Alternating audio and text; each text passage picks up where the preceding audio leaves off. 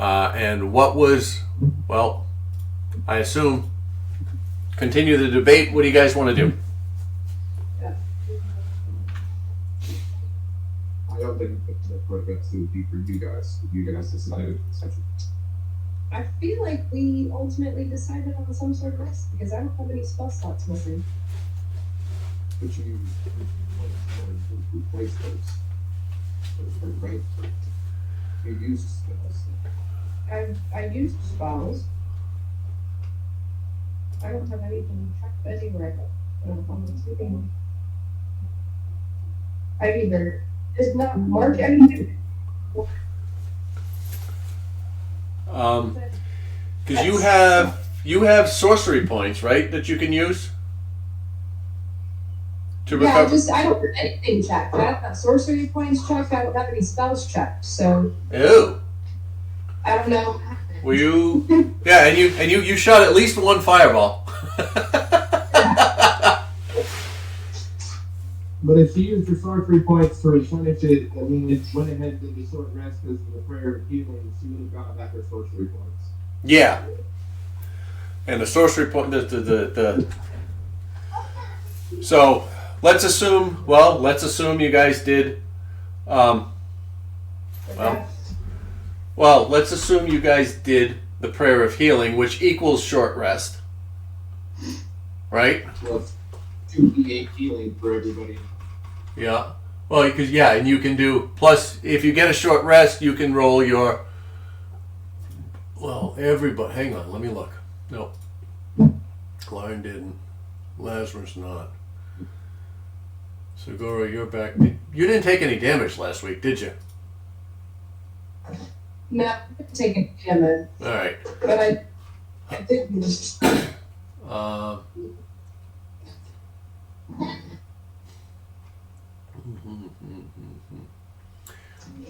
You do have 5 sorcery points, but let's look at your spell slots in here. Sorry, give me a second here. I forget. Sorcerers don't replenish spell slots on a short rest, correct? Level up said she gets them back on a short rest. Sorceress Restoration, yes. For the short rest, you regain up to 2. Hang on, let me convert spell slots.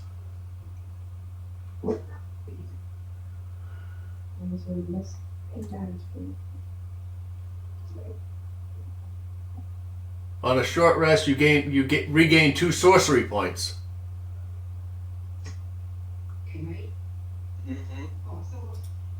Features. Let me read. Sorry. That's probably good. Quite give us stuff back and then we just sort that. Okay.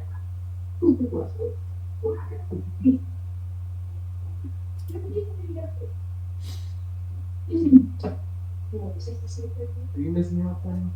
Oh yeah. Are you missing out? Really? Careful spell. Yeah.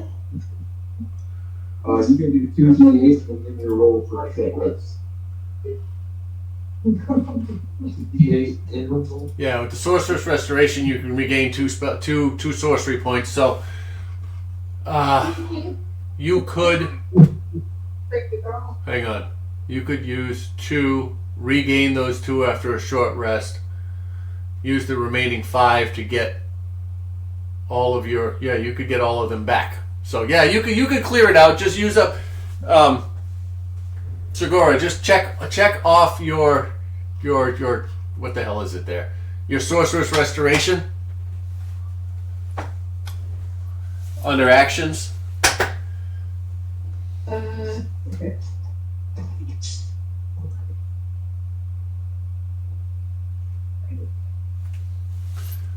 That would restore. Well, 4, 5.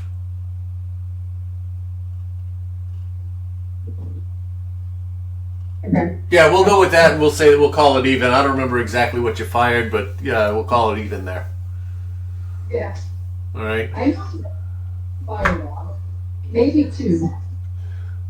Yeah, I know there were 3 of them cast last week. I don't remember. I think each one of you cast 1. Maybe? I don't remember. I'd have to review the tape. No. No, it's all right. Anyway, so to do this, anybody who was missing hit points after Lasmer's restoration, how much did you roll for that, Lasmer?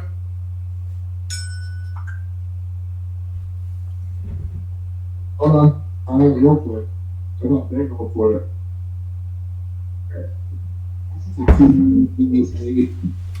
Wait, you're using what?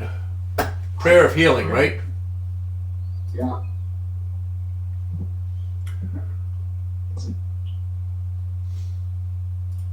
Yeah, you roll it.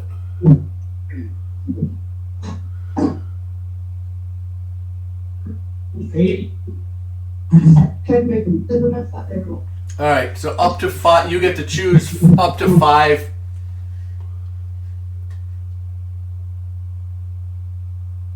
Yes. So, Yeah, you can choose up to 5 people to get 8 points of healing. yeah, Yanni's at full health, so I'm Yeah. gonna do it for you. So I got everybody else to do it.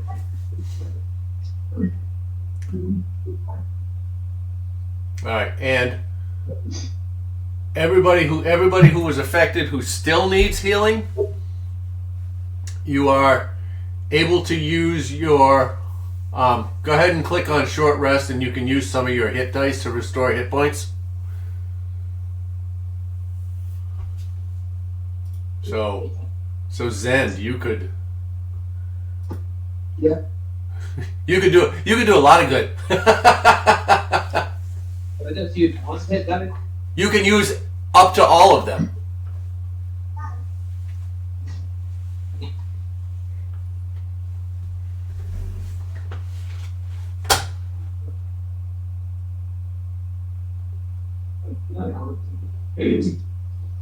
Alright, I'm good. All right. All right.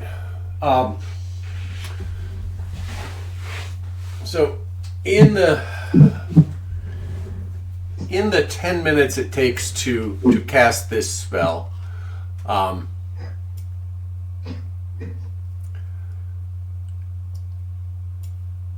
you all feel refreshed. Now, why is Winnie outside the room? Did we leave her there on purpose, or was that an accident? Okay. And Carlos doesn't fit. He's standing guarding the front gates. Yeah. All right. All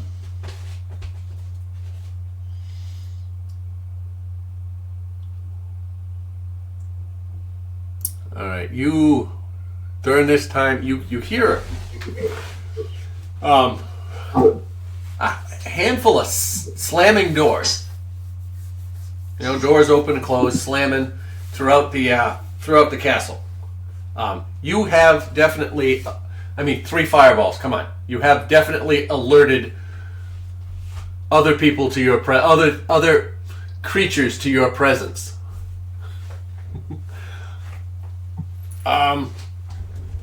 What do you guys want to do?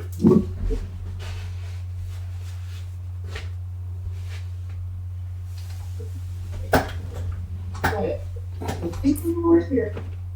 We might as well keep going, huh? Yeah, why not? And let's see here.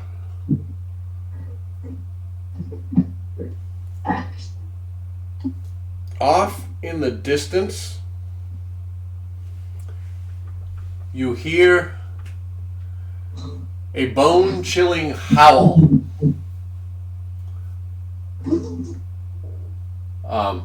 Along with the slamming doors and all of that good stuff. And in the front entry foyer, you hear a scuffle begin. with Carlos.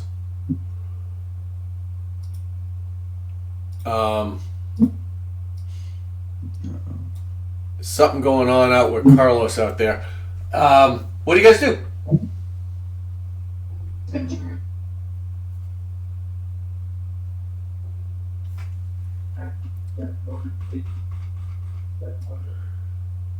Ben Wagner's probably don't want to peek out at this. All right. Well, you see Carlos blocking the doorway, staring out, making a whole bunch of noise, thrashing out. And outside the door, you hear that howl again. You should go into that little corridor and peek out there. And right after that, you hear, I don't know. Scott, what would Yatten say? Something in Japanese, right? Shine. There you go. You hear a shine from outside. Why am I taking a fight? That's nothing. Yatten, there's this big giant horse creature in front of you. Yeah, hola, Carlos. You have never seen this creature before. Well, Carlos needs to communicate for us to. I don't know how to. Okay. Me, who's approaching? I tell him to let him in. Fair enough. Go ahead. Approach. Let's move down the way.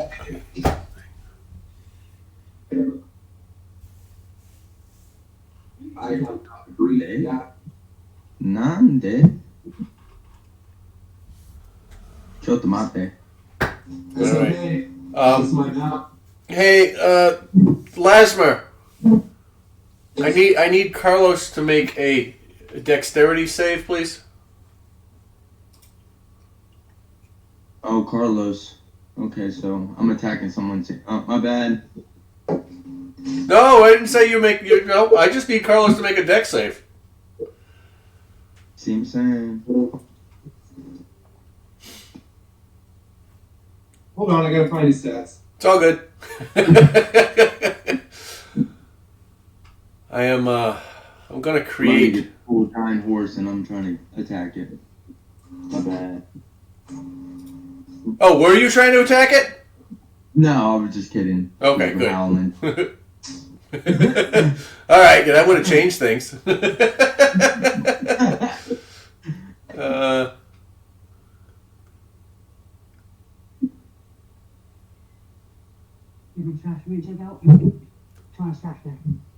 Got a 10. Got a 10? Yeah. All right, thanks.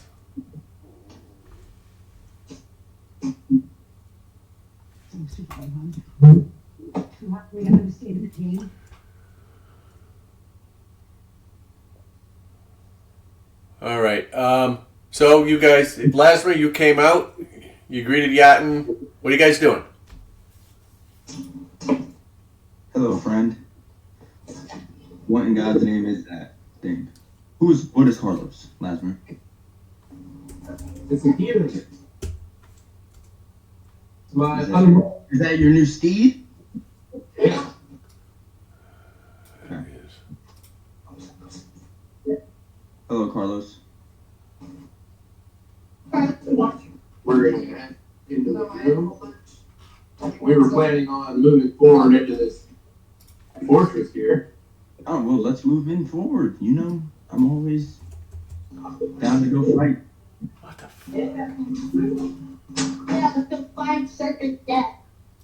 Yeah, hey, time's an honor. All right. I am going to make a stat block for Carlos this week. Yeah. It'll be a little bit easier. Edit the stats for any my extras. Yeah. I'm going to use, well, I'll start it up and we'll look at it next week. Okay. We'll get it started. All right, so Yatin joins the crowd in here. There's 7 of you are in this room.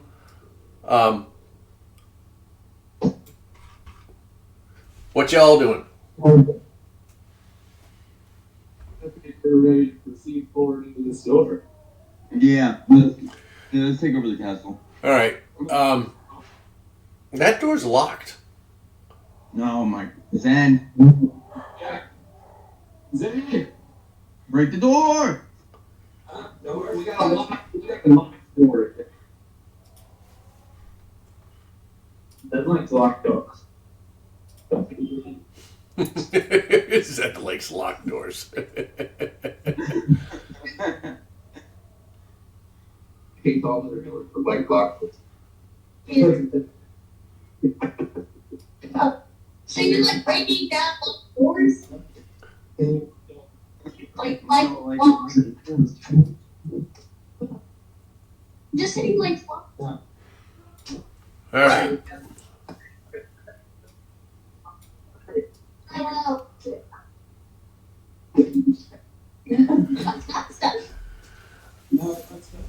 All right.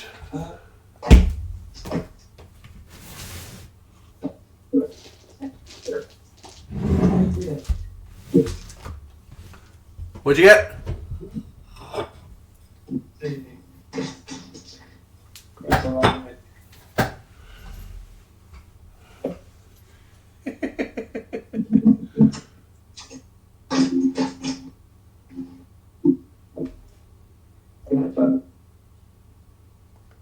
A 7? All right. Well, that's gonna. You knock hard on the door with that.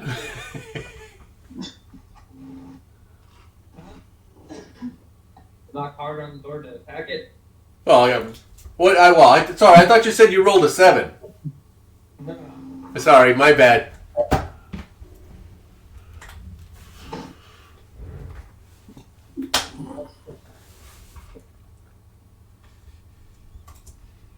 Alright. 19 damage. Oh, that's gonna. All right. That's a. So,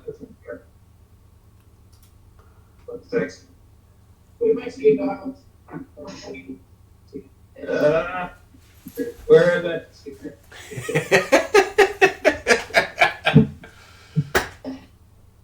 That's 1D.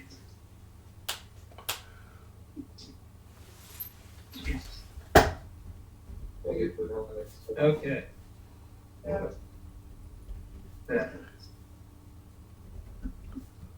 24 damage. Holy shit! Really? Yeah. Walls down, baby. Door comes right down, and yeah, you go right through the door. Yeah, boom, and where am I? What am I doing? I don't know what I'm doing.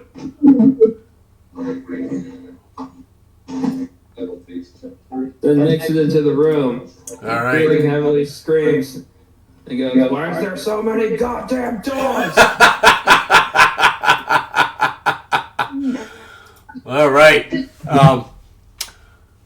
Well, as you begin stepping into the room.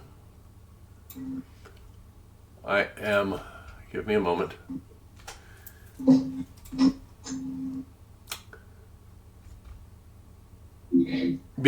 All right. The door comes down, and this is where I was going. All right. What am I doing? Ah!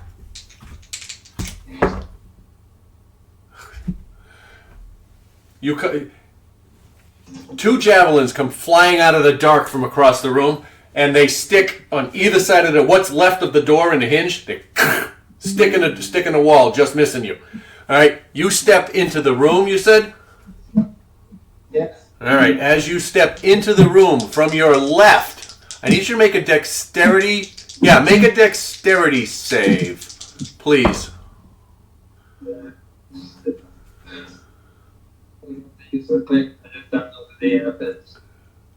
No, 2.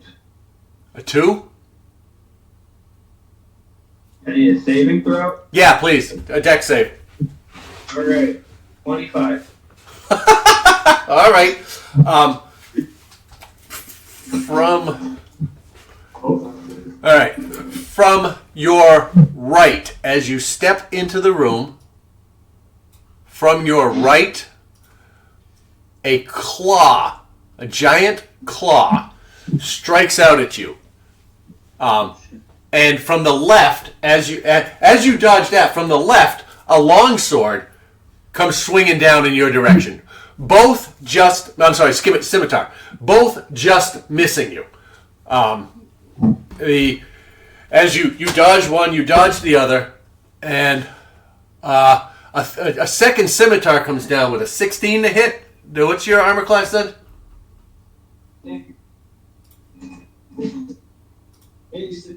16 meets it, beats it. All right.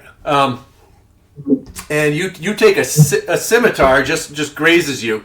Well, all right, it hits you pretty hard, doing 9 points of slashing damage.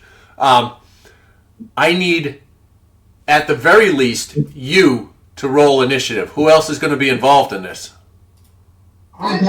Me. Everybody? Oh shit! What did I just do? Yeah. I didn't mean to move everybody. Let's go. I got an 11. All right, hang on. Oh, gotta roll initiative. Yeah.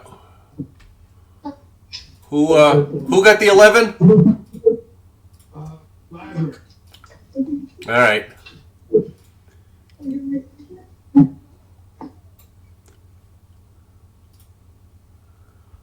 And that's everybody else. All right. Last one got an 11. All right. Akira, what'd you roll?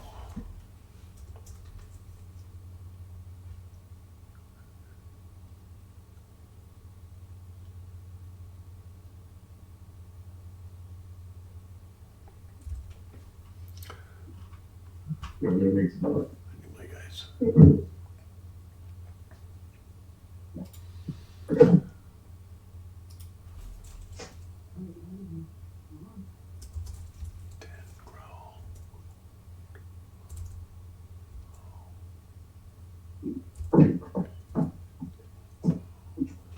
Let's go fight.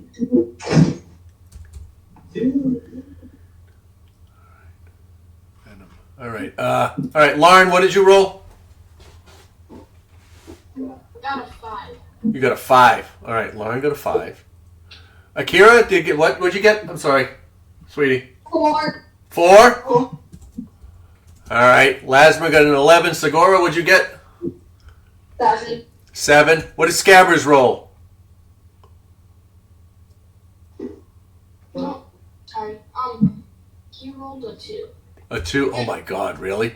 Yeah. How about Winnie and Yami? Y'all got a 27? Of course he did. Mike a 13. Winnie got a 15. 13. 13. Sorry, 13. Yatin? I got a 10. A 10. And lastly, Zen rolled a what? A teen? 17. Thank you. Sorry.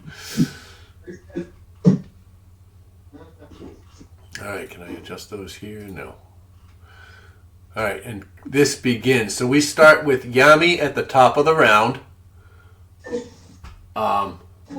Give me just a second. We're supposed to get 60. I need to do some.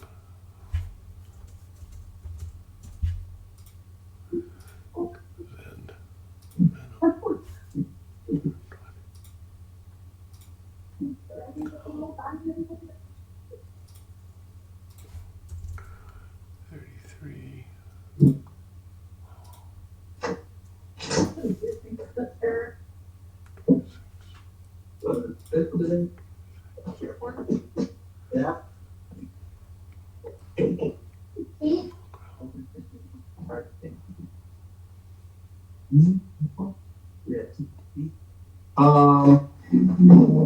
So Yami is going to use Ice Knife Yeah, 3. You get. on now. He's going to do what? Ice Knife? Ice knife. On growl. All right. What's the distance on that? Let's see. Go ahead.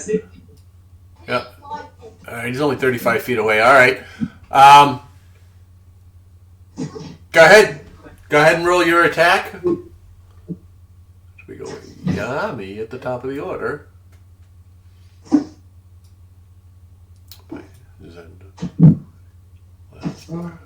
The 29 to hit.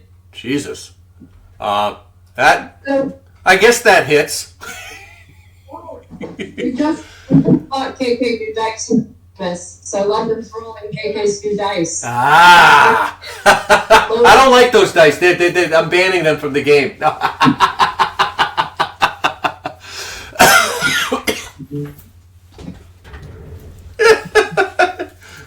Those. Well, hopefully they're as lucky for him as they are for you. Right? Well, like I said, when he opened out last night, he rolled the d20 and got a 20. Damn, I'm in trouble. 6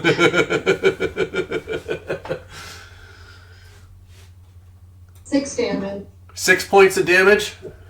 Yeah, and Howl's within 5 feet, right? He is not.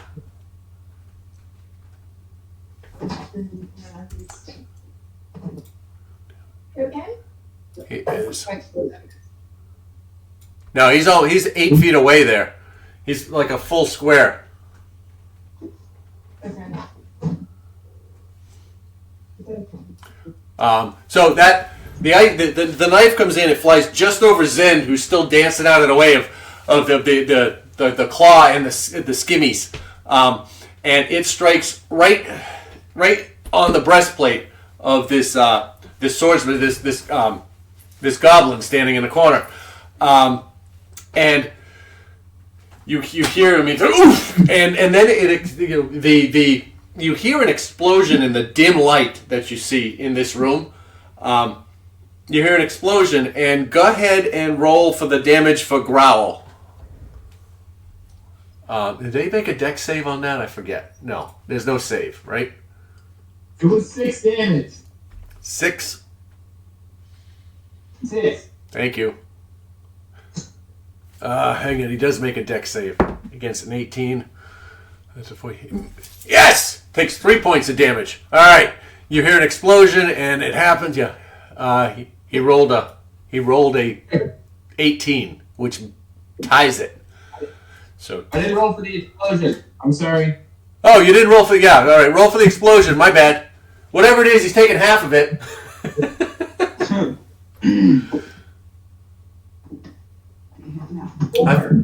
4.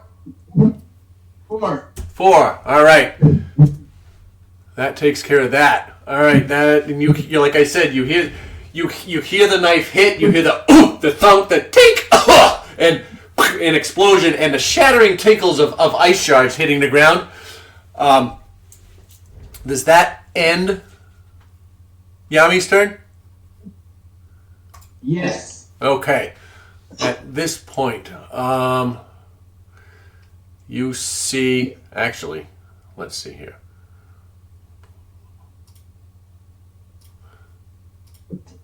They gave me some new features on the maps, so I'm learning how to use it. And it's like, ooh. I can see more stats on it.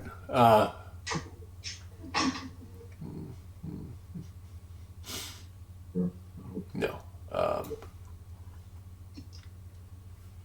Let's see what you got. Zen, you, from your left, you feel another arrow, another ranged. Where did everybody go? I killed them all. It's like, oh my god! You feel another dart come flying at you, and stick in the wall next to you. And you look, and it's an arrow that just missed you. Followed by another one that strikes just beneath it and missing again. I can't roll for shit tonight. Ending that turn. All right.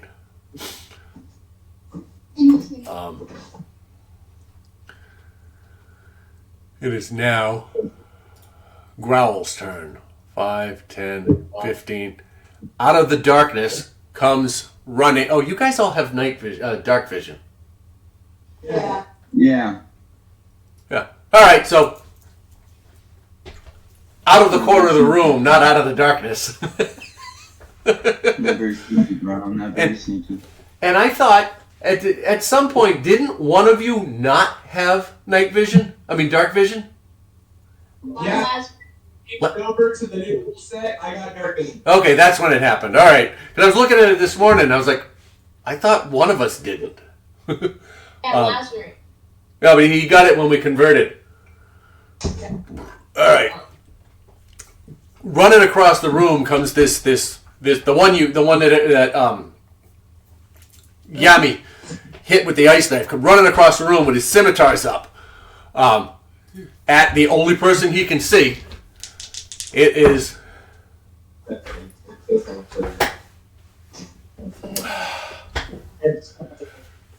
coming up. Both scimitars strike out and do this right in front of Zen. Zen just managed to duck his head back just in time. The scimitars cross in front of his face, missing him, ending Growl's turn right in front of him.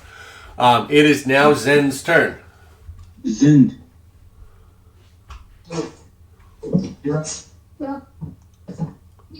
I'm up. Yep. Zend is up. Everybody's wailing on you and they keep missing. I can't roll for shit. So. Oh, this will be fun. Hopefully. We'll see. Hopefully, we'll see. Yeah. Yeah, those two guys were at the side of the door when you stepped in. They heard you guys. So, ambush set. And Growl is the one that got hit. Growl has taken damage. He's the one that Yami hit from across the room. He just came out and did a double simmy like this. Missed them both. I can't roll for shit today. Take more breaker. Like that. Swipes at Growl? Yeah. All right. That's going to be 24 to hit. That's going to hit. Excellent. That's going to hit. He puts up his shield and he bashes it back, and the sword cuts right over it. Skims off of it, hits and hits him, doing how much damage? Steady boy. Love it.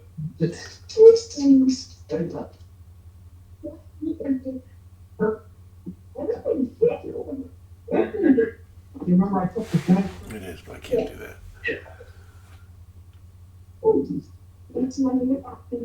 Wait. No. Oh. The who in that group of three right there Has made an what? has made an attack. Had every one of them has. Foul and Venom struck at you when you stepped through the door. That was the claw and the scimitar that came out. Okay. Growl just ran across the room coming after you. So all three of them have made an attack. Fair enough. Across the room, Lupo and Howl have not. Very well. They've not engaged yet. I just need to do the correct damage. Yep, I hear you. And I... Yeah.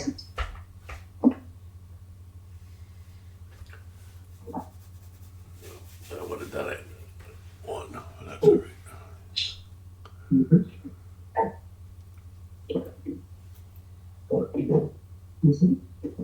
Alright, so I'm going to do 21 damage to the ground.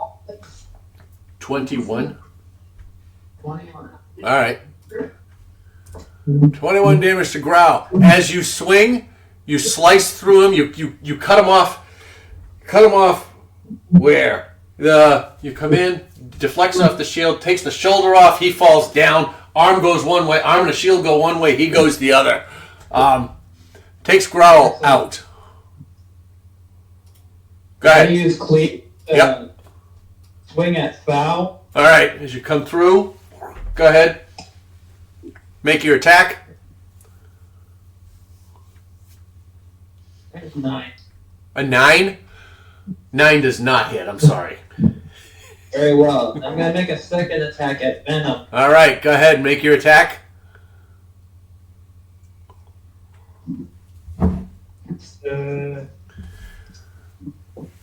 Strike out. Boom. And come up and you swing the other way and 25 to hit. 25. That hits. Yeah.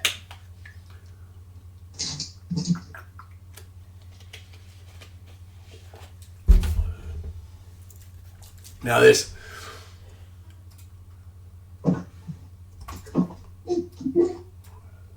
$13 damage. 13 points of damage. All right. You strike out and you swing at this leather-bound mouth. It thick hide leather quadruped standing there like this. All you see in front of you is a circular mouth with this long spiky tongue that comes like a giant vine, a vine tongue with pickers on it. At you, you strike it and it hits and it does.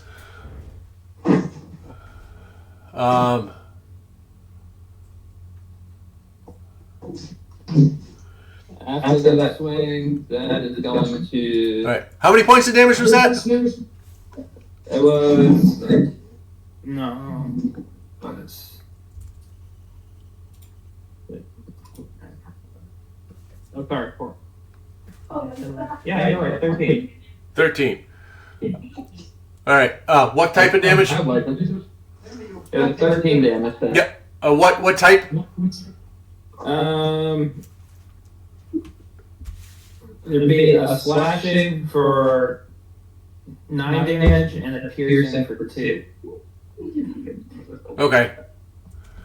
All right. As you hit it, you strike into it, and it doesn't yield as much as you expect. You hurt it, but not as much as you expected.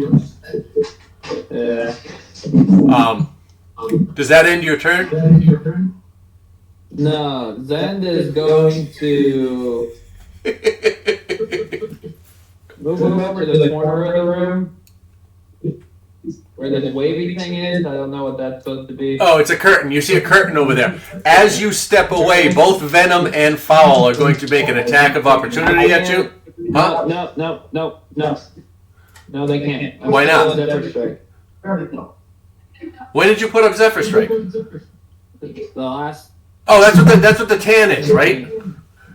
Yeah. All right. I forgot. Yeah, I don't Sorry. provoke opportunity attacks at this moment. That's All right, no, that's cool. there. That's cool. I wouldn't do that. That's cool. No worries. I forgot about that. I was wondering what the tan meant. All right. So Zen gets across the room over there, and that ends your turn. Now.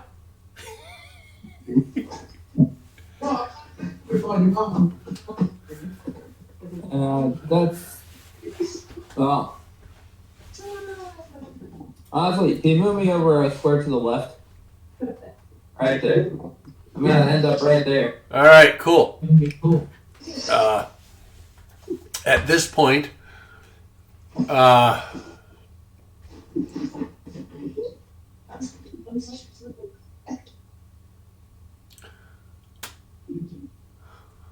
what's going to happen?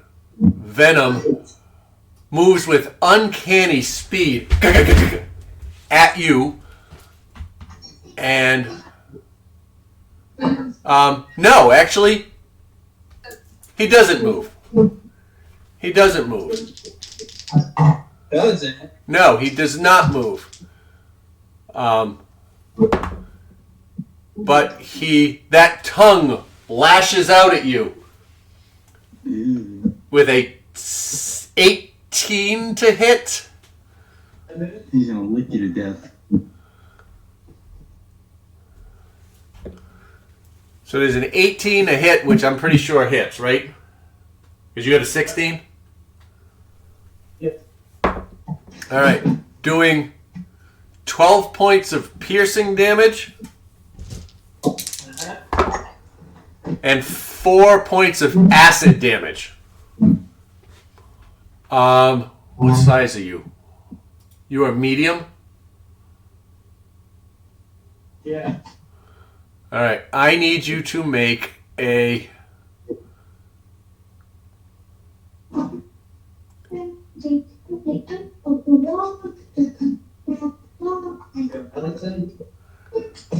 I need you to make a dexterity. Oh, shit. Give me a second. Damn it. I forgot what it was. He's trying to grapple you. Trying to grapple me. Yes, with the tongue. That is...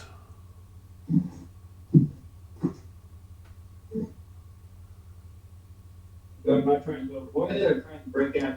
I need you to make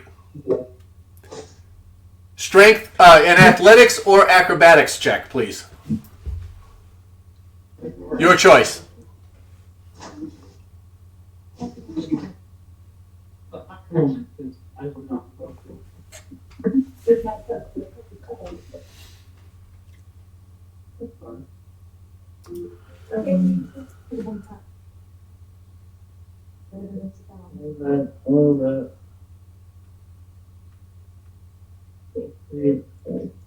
I'm doing athletics check. Okay.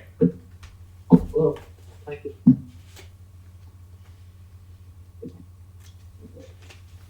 Uh, 16. 16. All right. The tongue comes out, wraps around you, grabs you. You feel the sting of the bite of the piercing of the thorns, and you feel the poison go into your veins, and the tongue begins to pull you towards it, and you are able to kind of shimmy your way out of it and break free without being moved. You are not restrained. It will now move 5 feet in front of the door towards... no, it's going to stay right there. 5 feet towards you. Now it moves towards you, and it strikes out with its claw.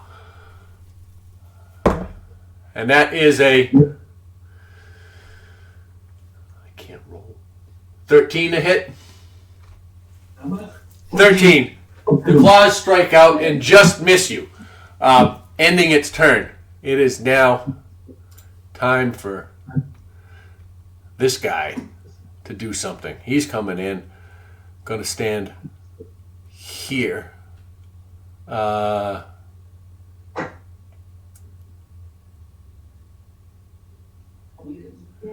He's going to go...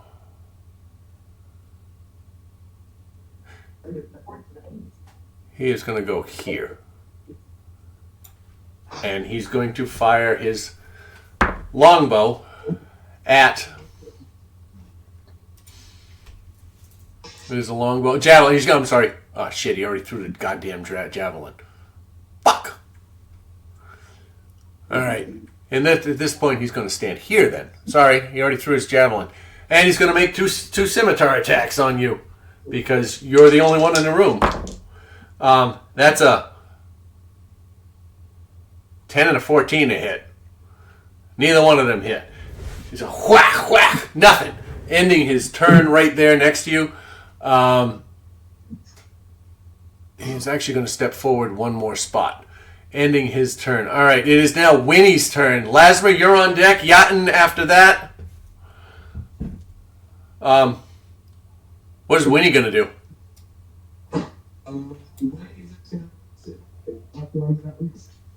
All right. And, all right, Lasmer and Yatin are next. Go ahead, Lasmer. All right, I'm going to into the room here, and then I'm going to make a attack on Owl. All right.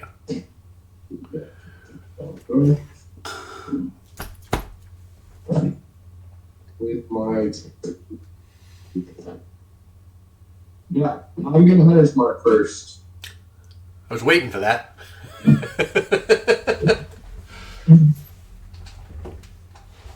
All right, so we Hunter's Mark foul.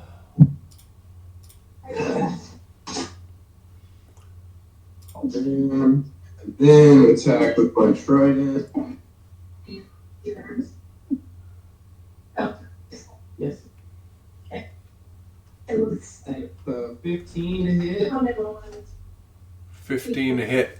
All right, and you strike out, and it is going to use its parry feature to raise its armor class by 2, and it deflects it and knocks it away. Its sword comes out and it blocks the attack, so it does not hit. Go ahead and do my second attack.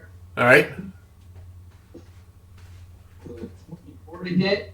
How many? 24. That one misses. As he moves this one, you come back just fast enough to come out at him. Go ahead. 24 hits, and you strike this goblin standing here, and you pierce through the armor.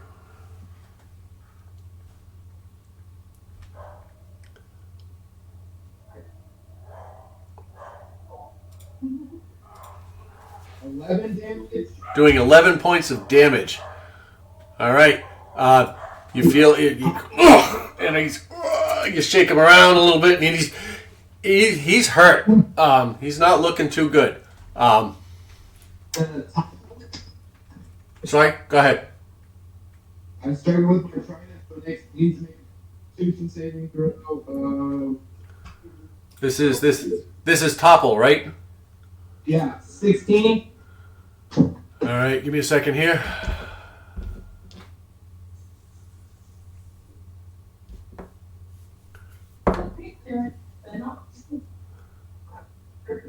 That was a natural 20.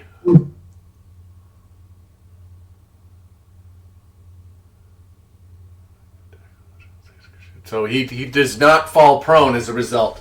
Anything else you can do? Nope. All right. Yeah, and you are up. All right. Okay, first let me 10, 15. invoke my Crimson Right on my serrated saber. All right. So I gotta hurt myself real quick. That gives you, yep. It's a D6, I believe, right? It's a D4. D4. Jacob, right? Crimson right, D4? Yep. It's, Yeah. He just rolled it. He rolled a character for another session. He took the Crimson right. I wanted to make sure. All right, let me roll that to see what it goes against me.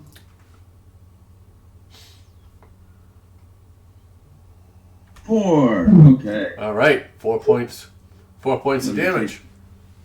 Damage to myself. Okay, and I am going to color you red. How long does that Crimson right last? Until a short rest, right? Yep. All right, so we're going to color you red to show that it's active. Oh, cool. Okay. And I'm gonna make my way towards.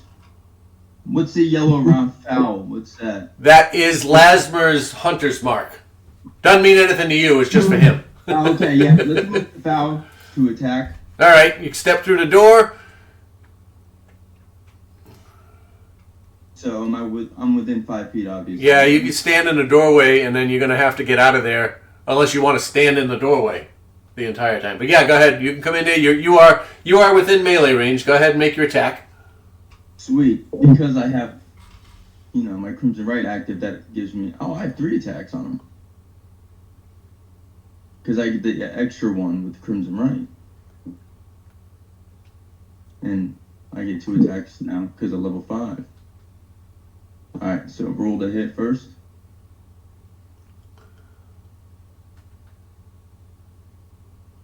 Yes. Go ahead. You do not get a third attack. Huh? You don't get a third attack.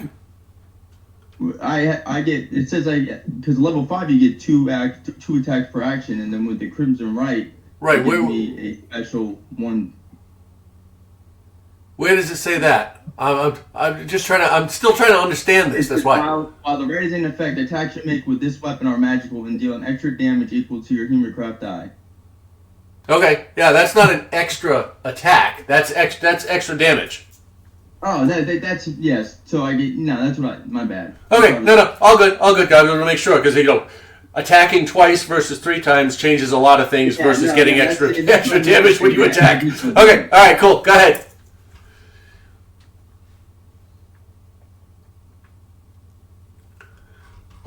So go ahead and make your. I assume you're using the saber, right? Yeah. All right.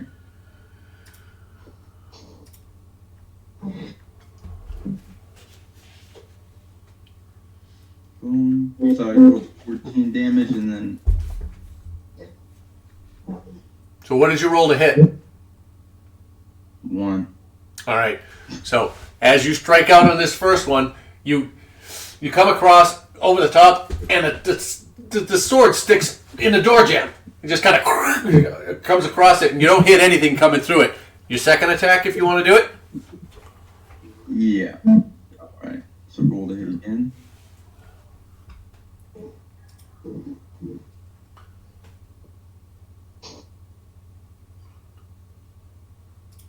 $13. 13 to hit against foul. That does not hit. You swing out again. So go ahead. He's just rolling some d20. Rolling with his Modifier.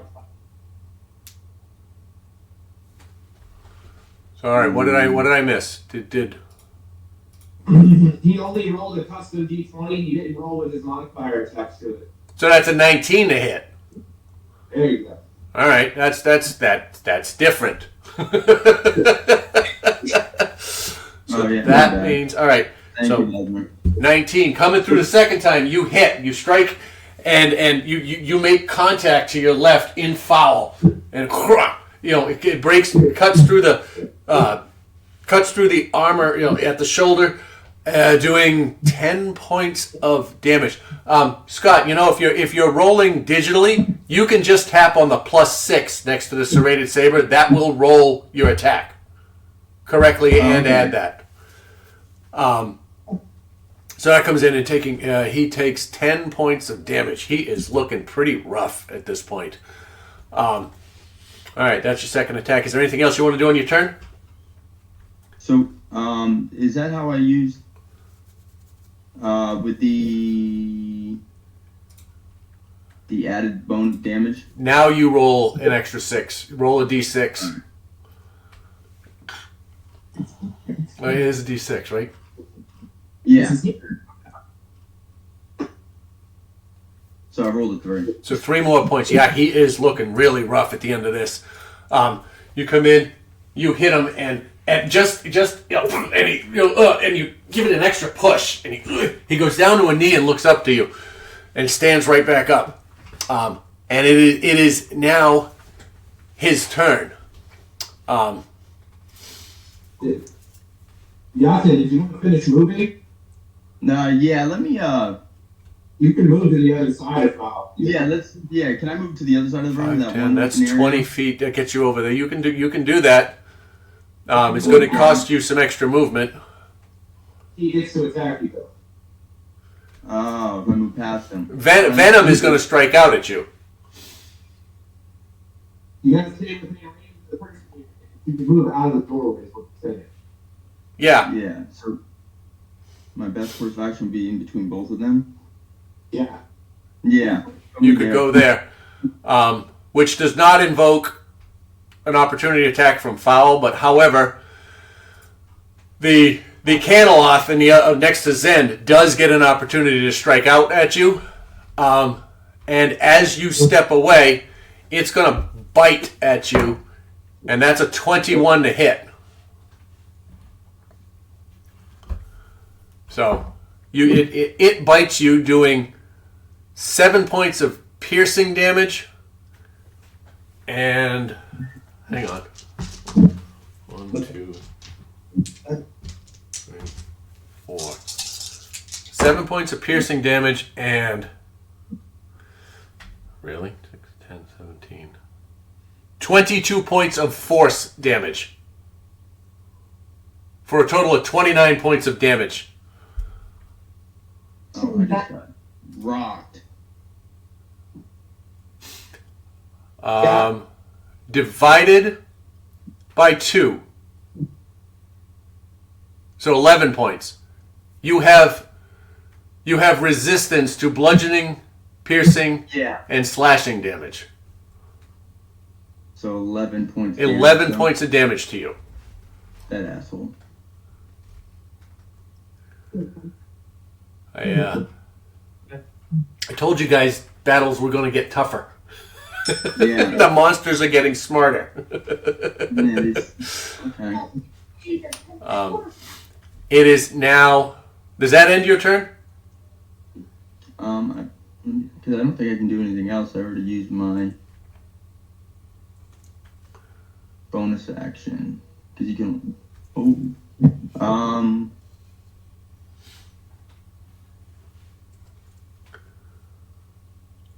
I think I'm gonna. Can I still invoke my blood maledict? That would be as a bonus action, right? Actions in combat. Yeah, that is other. Hang on, blood maledict. It does not take an action. It's a bonus action. No, it says no action. Oh yeah. The blood maledict. That's right. As a result, you pick your. I chose the Crimson Right. As You my chose the bonus Crimson Right, which was your bonus action. That's how it works. Yeah. All right. Jacob and I just went through this the other day. We had the same argument. All right. All right, so you're- my turn then. 'Cause it's All right. what I can do. All right, cool. It is now Fowl's turn, and he is going to make 2 attacks. Both of them. No, the first one he's going to strike out at Yatton because he went through there. That is a 15 to hit, Oh, sorry. and the other one is going to reach out at Lasmer, who got in his face. That is a 20 to hit.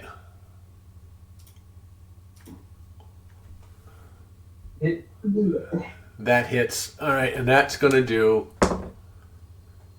5 points of slashing damage. And that will end Fowl's turn. Segura, you are up, and then Larn, Akira, and Scabbers.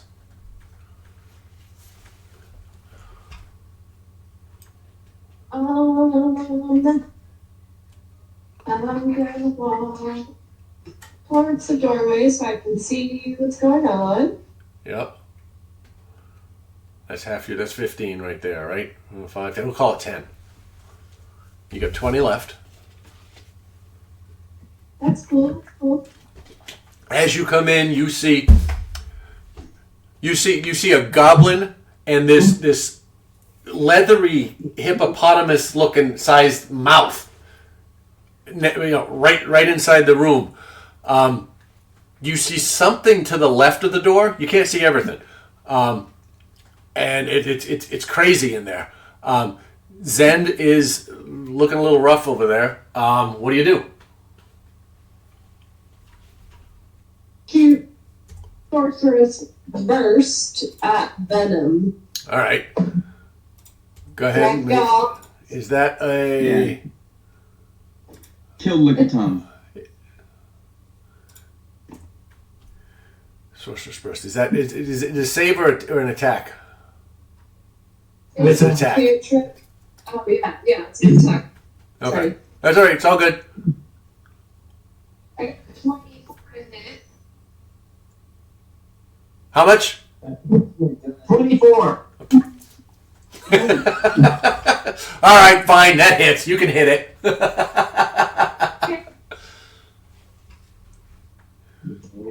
I need an 8. Yeah. A D8 of... No. No, just 2. Okay. And we're gonna do no freaking way. I just rolled 2 8s. And it says if you roll an 8 on a d8 for this spell, you can roll another d8 and add it to the damage. Yep, go ahead. Yeah, I need another D8. I need another d8. And I got a 3. So does it matter that I roll 2 d8? Roll another one. So 8, 16, 19, keep going. The maximum number of d8s you can add to the damage equals your spellcasting ability modifier. Which was plus 6. Okay, so I would do 2 extra d8. Yeah, you can add another d8 to it. Roll another. Oh, Just don't roll another 8. it's another 3. All right. For a second. So 8, 16, 19, 22 points of what type of damage? I'm gonna go with Doesn't go off the dice roll. what? Lightning. Lightning damage? Yeah. All right. Yeah. So, do you want to describe how you cast this? Yeah. Yeah, sure. So come up into this doorway and see all this mayhem going on and Zed looking rough and just kind of shoot my arm out in terror at Venom and just have this massive bolt of lightning with extra bolts coming off of it just attacking Venom, It bringing comes him down to the ground. It comes in, it strikes, and the lightning engulfs the creature, and you see it kind of, it glows a little bit as if it's heating up. It starts glowing a little orange, and then it turns blue and cools as it ends. It's hurt. However, it doesn't look like. You feel like it should have done more. Anything else you'd like to do?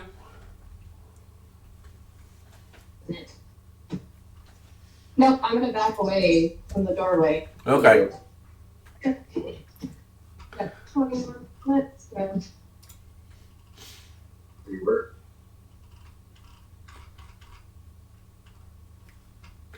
All right. If that. All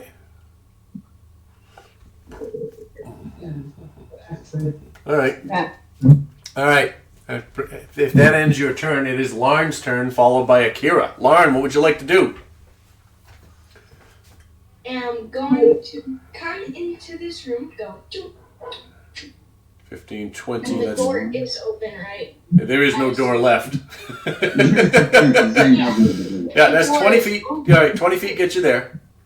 Don't worry, the door is open. Yes. Okay, so can I see foul from here? You cannot. Can I see him from here? Yes. Oh, but I would be melee. You would be within melee range. Okay, could I go like that? You could, but that would Okay. it would provoke an opportunity attack. In the door frame and like. You can. I'll give it to you. You can stand there in the corner and peek in. Yeah, I guess. I'm gonna give him half cover though. Okay. So disadvantage on my roll. No, Actually, no. He gets +2 to his armor class. oh. Okay. So. Second. I'm gonna use. That's. Hold on just a second. Sure. Just a piece of advice. You should be planning this while everybody else goes. That way we don't have to wait. I'm gonna do sorceress first. All right, go ahead. Make your attack. 21. 21 will hit. Okay. Yay. So 28. I got 7 damage. 7 points of damage to foul. All right, what type of damage is it?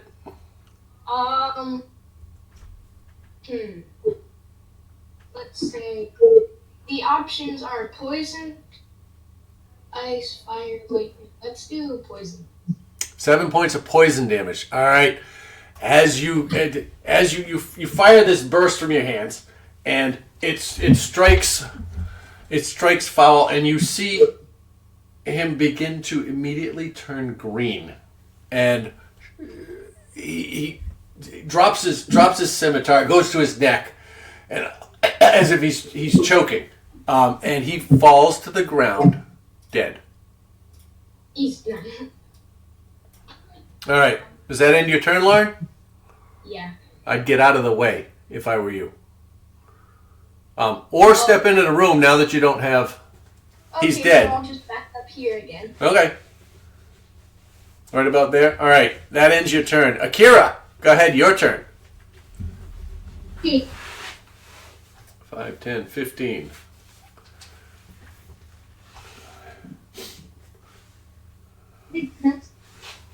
What's the white mean?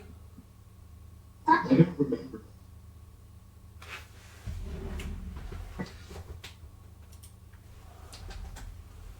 I don't remember either.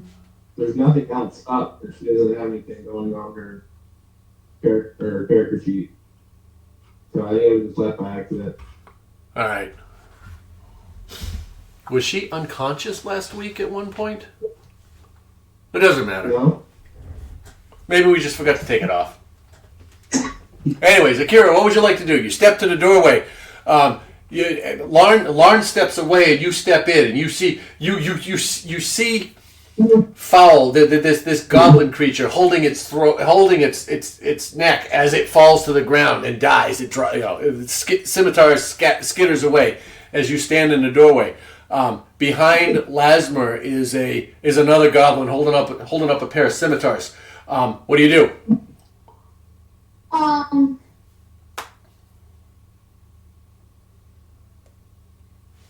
Magic missile. With my wand of magic missiles. All right. And when I use it, I got 5 additional arrows or darts.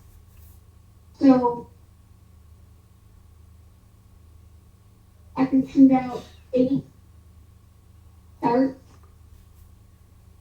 So you are going to use the wand of magic missiles to And the 6th level. At 6th level. 1, 2, 3, Yeah. 4, 5, 6. Okay. At 6th level. I mean, 5 additional darts. Yep. I gotcha. And where are those darts going?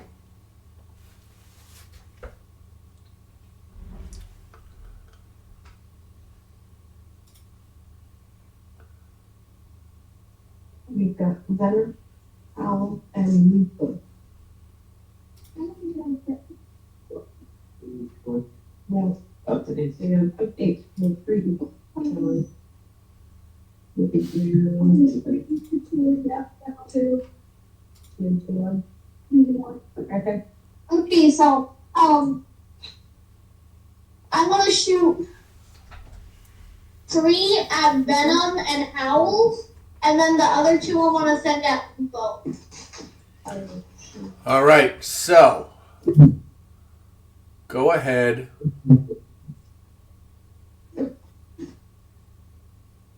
And roll your D4 plus 1. D4, 4, D4. Does she roll a D4 for each one? I was debating that. I would, yes. Roll, all right, roll 3, roll 2 for Lupo. We'll start there. Roll 2 D4s for Lupo.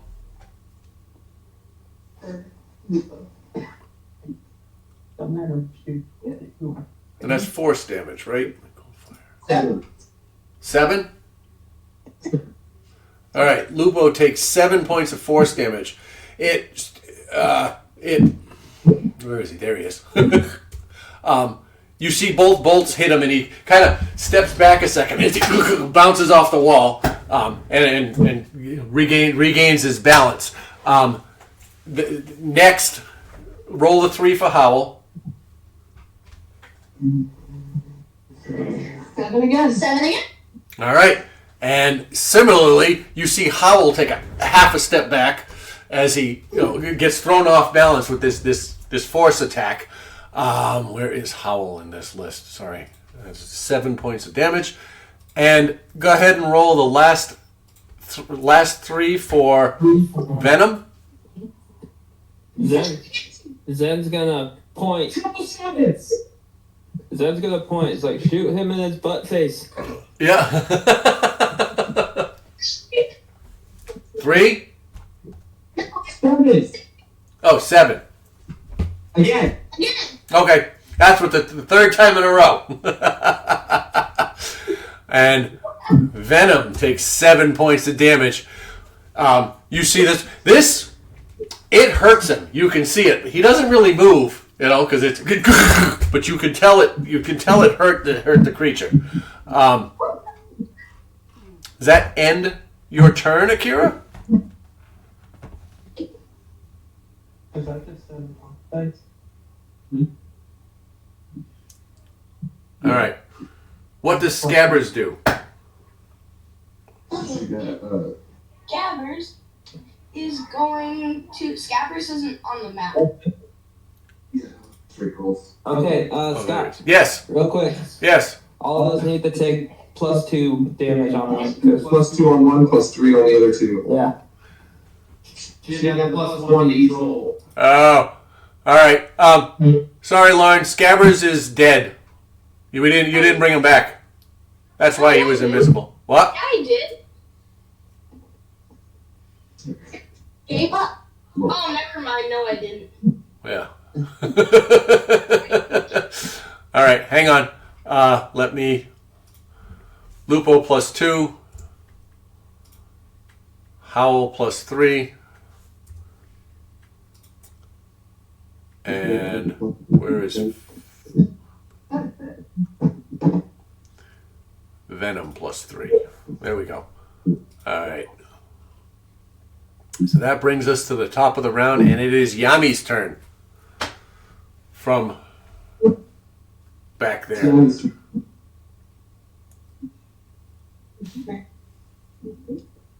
Wait, what's Yami doing? Can Yami see Venom? Yami can, yes, but Venom's got 3/4 cover from where he's standing. He can see something. He sees like maybe a shoulder of hide moving around, or an ass cheek, but he doesn't see much. You don't know what it is. For all you know, it's a piece of leather armor somewhere, oddly colored, but.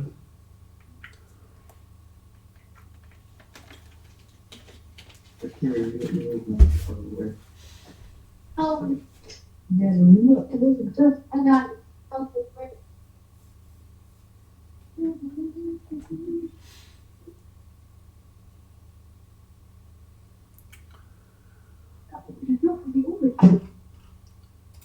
So even on a saving attack, it would still get covered.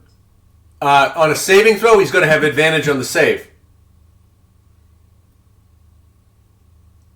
Okay. Can you see him now? Yes.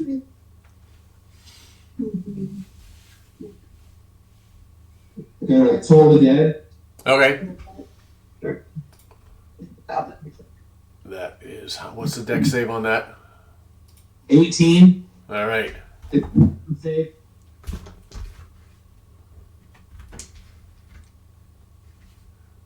All right, hang on. It's an 18. What is it?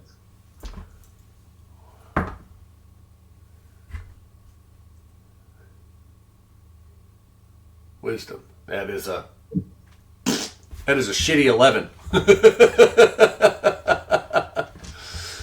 All right, so that is 2d8 damage. We're taking damage, hasn't it? Oh, sorry, 2d12. I'm sorry, I'm reading the cover. So yeah, it has taken damage. Yep. So So 1d12? 2d12. We got a little 5. Oh, if it's 2d12. My bad. Yep. 11 damage. 11 points of what type of damage? It's all necrotic damage, right? Yep. All right. Well, you from there you see as the bell appears and you hear it ring this dolorous tone, and you see the skin get covered in veins of black, and it takes 11 points of damage. All right, and you see it kind of cringe a little bit, if it could cringe, you know. Does that end Yami's turn? It just makes sense. Yeah. Can't do anything else. All right. That means it is now. All right. That moves on from there. Zend, you're on deck. You'll be up in a minute. From here.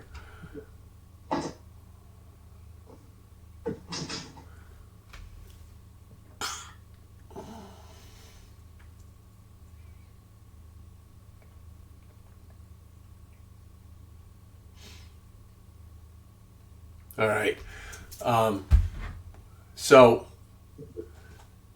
in front of you, Yatin, the goblin you approached stands up and strikes out with a scimitar. That's a 12 to hit. Not gonna hit. No, she strikes out and misses. He swings with the other one. He comes up with another one from behind him. Swings out with that one and misses. And somehow he manages to get a third swing in, and just in front of your face misses. God damn it! I really can't roll today. Oh, he's done. Three strikes. Boom, boom, boom. And he is, and you hear him.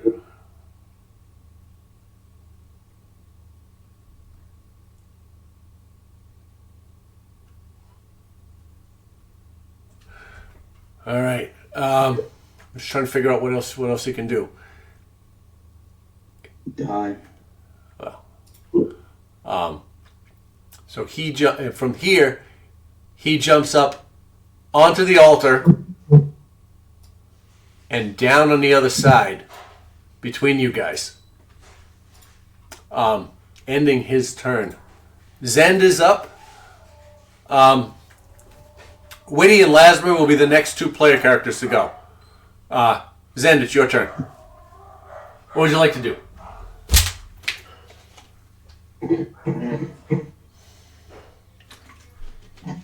If that's the case, this is my last one with Zephyr Strike on. I'm going to make an attack at Venom. Okay.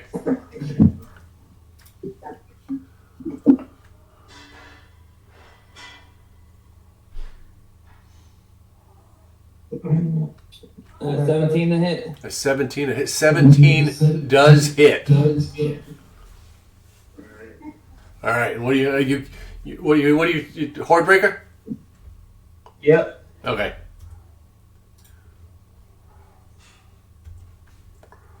You strike out and it cuts in.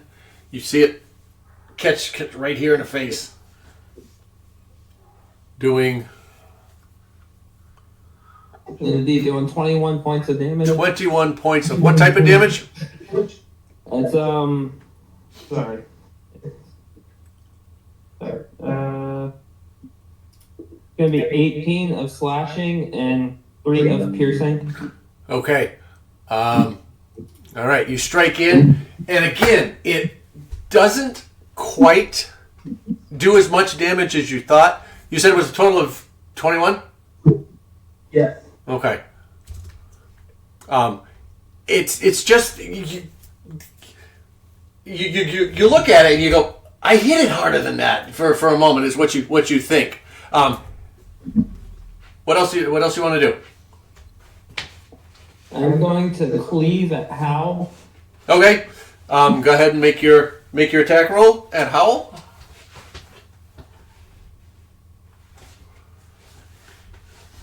And 5 to hit. 5 to hit. Now you're as you come through and you swing through, you just as you're thinking, I hit that harder. You just kind of come through it. It misses Howl as you come through it. Come through and finish your swing. Go ahead and I assume you're making a second attack. Okay. I'll be making a second attack at Venom. Okay. Go ahead and make your attack roll.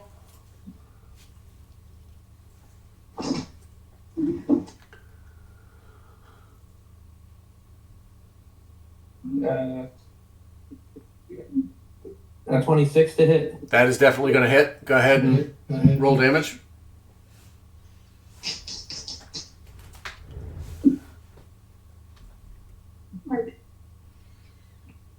Okay.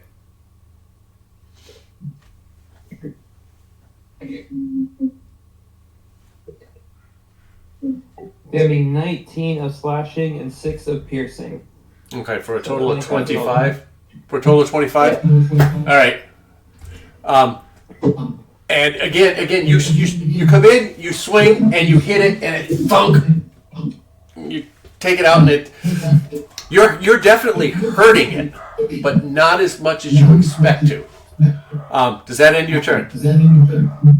Zen's gonna move kind of diagonally to the right, Yep.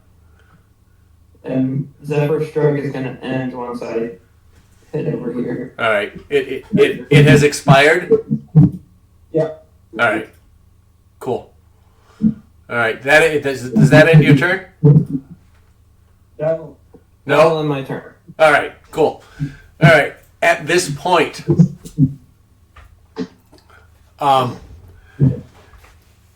Venom, having taken a beating from Zend, lashes out again with its tongue.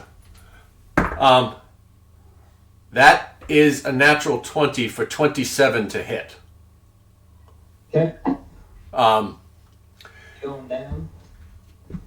that is, let's see here. Where am I? 6 points of piercing damage. And 4 points of acid damage. No, double. And you are pulled back. That's doubled, right?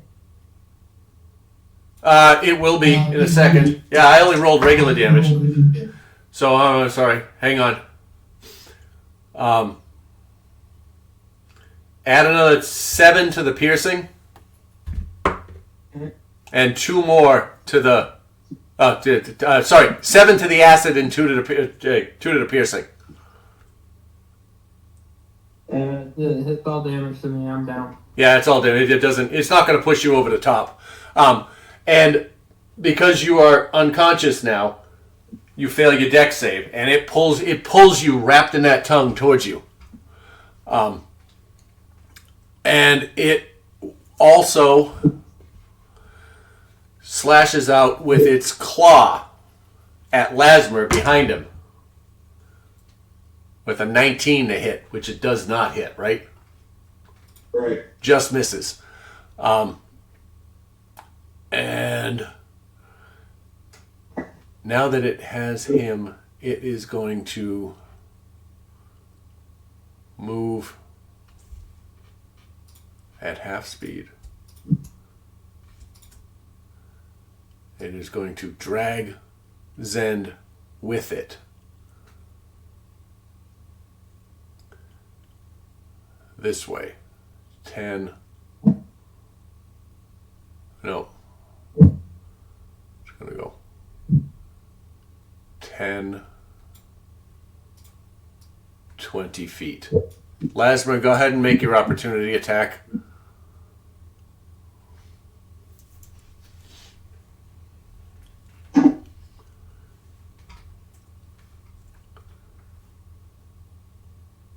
17. 17 just hits.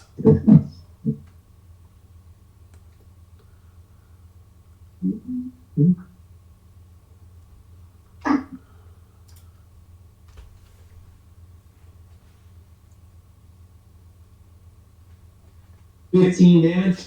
15? Yeah. What type? Piercing. I think it's piercing, right? Piercing damage. All right. You strike, you come out, you strike, you hit it, and as it pulls away, you're like, that doesn't feel right. You hurt it, but not as much as you expected. That will end Venom's turn. Howl will now strike out. And it is going to make a strike at Lasmer, which misses because that's shitty dice.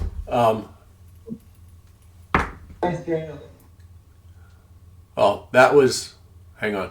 Oh, that was a 9, the first one. This is a 23. So one strikes out and misses. The second one is a 23, strikes out, and it hits, doing 4 points of slashing damage to your Lasmer. And he is going to take the disengage bonus action, which does not provoke an opportunity attack, and he's going to get away from this. 5, 15, 20 feet into this corner. He's going to step into this corner. This ends his turn. It is now Winnie's turn, and then Lasmer and Yatin. But Winnie's not doing anything. Stay back. Okay.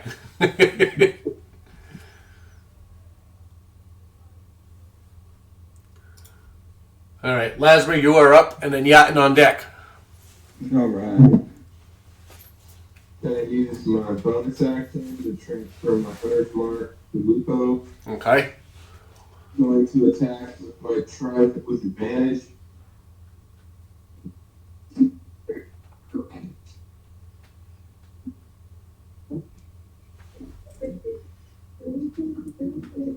I got a natural 20. All right. That is going to hit. Oh, damn. You got it.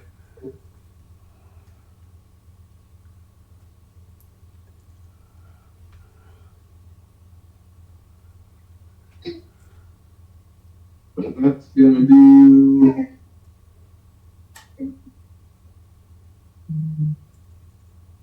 25 points of damage. Nice. All right. You hack into Lupo, and he goes limp for a half a second with the blow, and he looks up at you, eyes ablaze. He's with anger, and he lets out a howl at you, and that's it. He's still going. He doesn't look very good, but he's going. That's not. No, that's not my roll at all. Huh? Tony said that's not double damage. That wasn't my roll. I accidentally tapped the button. Before my attack at all, that was my opportunity. Oh. I'll spot the screen. Hold it roll. All right. Is there anything else you want to do?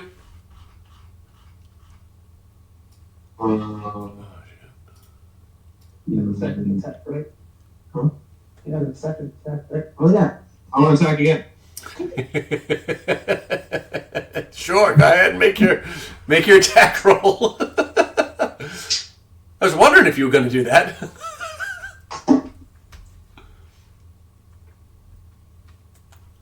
With a 28 hit. Oh, fuck me. Go ahead.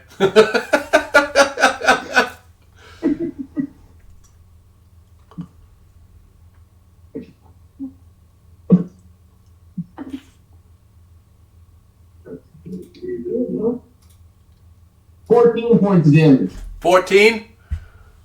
All right. 15. All right. You pull it out. You strike the first time, and you pull it out, and you go right back in. And he's like, and you kind of pick him up a little bit. You slam him against Yatin for a second, and you pull the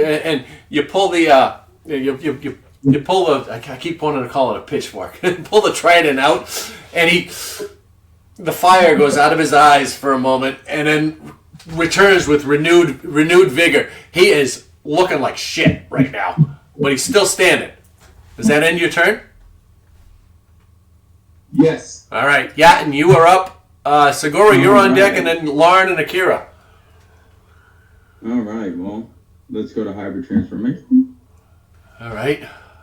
So, and then bring me to Lupo. You are right next to Lupo. Oh, well then I am attacking with my serrated saber, which obviously has... We're going to take your hybrid right? form. So, all right, so I can just click the 1d8 plus 6, right? No, you got to start with the plus 6 where for your attack. You got to find out if you hit him first. Oh, okay, so that's just the plus 6 right there. Yeah. I just hit that. Yeah. Oh, cool. There we go. That's a... Yep, so you rolled a 9 to hit. Roll again. You're flanked. Yeah. Oh, yeah? You get advantage. 9 to hit! Excuse me. Yatin strikes out with the serrated saber, and he clips the edge of the altar as he swings, missing Lupo. What do you want to do? Attack again. Roll again. I can attack, right? Oh, yeah. All right. So I have one more attack. With advantage. Yeah. If you right click on that 6, you can choose advantage and then roll. So it'll roll an advantage and give you.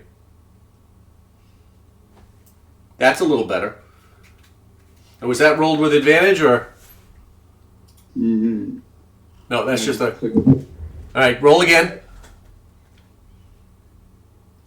Just the d6, the plus 6, right? Yep, roll it again. We're going to take the higher of the two. Okay. Oh, jeez. Alright, you rolled it 3 times. All right. Oh, was that just a test, Lasmer? Yeah. Alright. How did 30 to hit? Holy shit! Alright, so 22 hits. Go ahead. Now you click on your 1d8 plus 6 for damage. There you go. 8 points of slashing damage, right? Yeah. 8 points of slashing and damage. I can do with my crimson right. Yeah, go ahead and add your d6. Yeah, your d6 to that.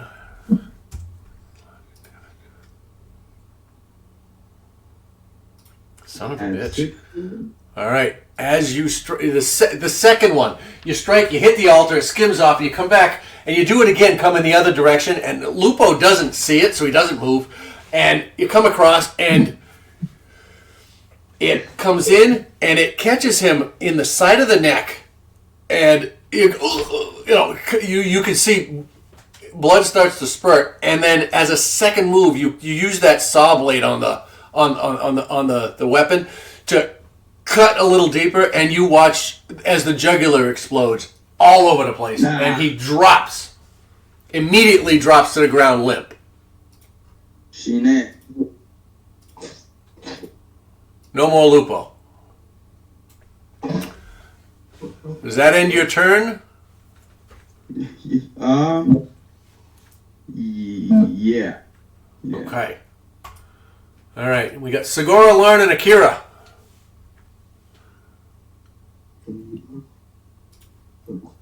Yeah. I'm gonna come in, and I'm gonna stick with my sorceress burst here. Okay. Figure. We roll like we did last time. Except I got an 11 to hit. I'm shooting for venom.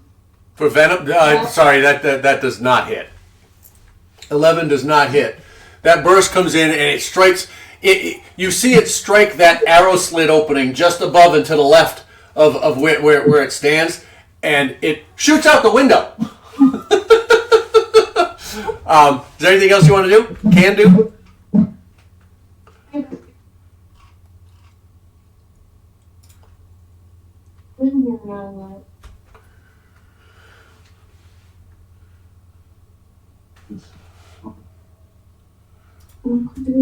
Which gives me, all right, it is then Lauren, you are up, and then Akira is next. Okay. And I think Rocky saw a horse. He must have seen Carlos somewhere and barked at him. So I can't see it. No. I'm gonna move here Okay. into the doorway Yeah. and use chromatic orb as a first level spell. Okay.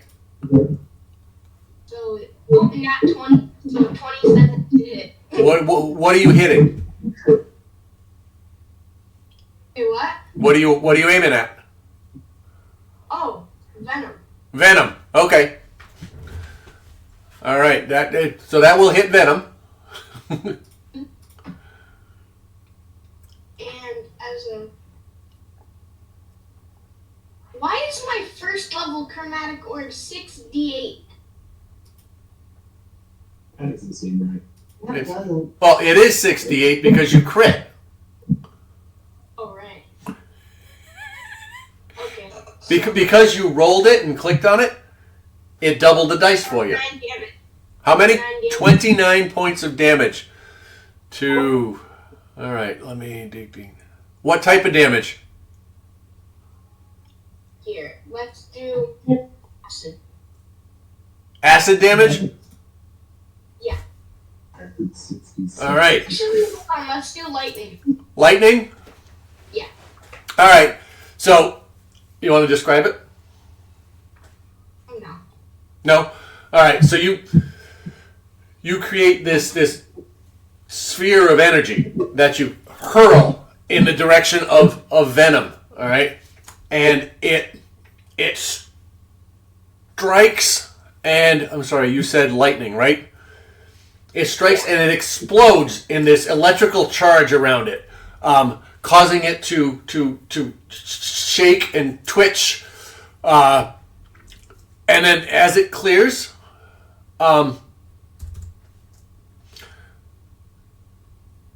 it's still standing, but it doesn't look as hurt as you hoped it would. It's looking pretty bad, but it didn't do the damage you expected it to. Oh. Does that end your turn? Yeah. All right, Akira, you are up. Weird. Let's just say that, yeah. It's like, yeah. Yeah, I'll make it. Yeah.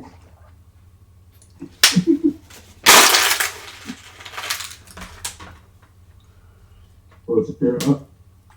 Yes, I'm sorry, Akira's up. My apologies. Did I Okay, Is Lauren just gonna stay in the doorway like that? Lauren ended his turn. Cool. I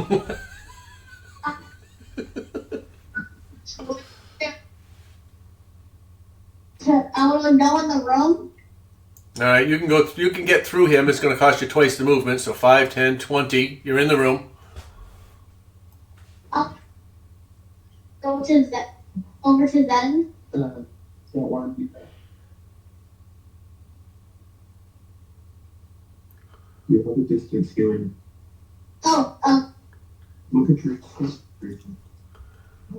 20. She has 30 feet of movement, so she's got 10 left. She used 5, 10, 20, 25. And if you move diagonally, that's going to cost you 10. Every other diagonal movement costs twice the movement, just to make sure, you know. Otherwise, you can move this far when you can only move this far. So you move diagonally, move diagonally. So you can move to the right 1 square.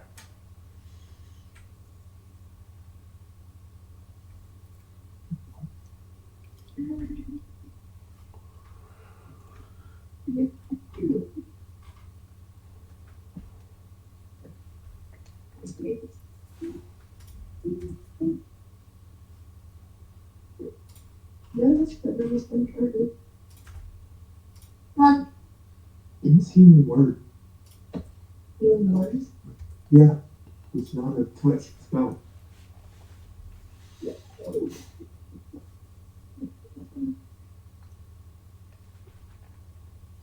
Why wouldn't she use Mass Cure Wounds from the staff? I'm gonna use healing word. Okay. All right, Nat. How does that work? Let's. Your choice that you within hit points equal to 2d4 plus your spellcasting ability modifier. All right.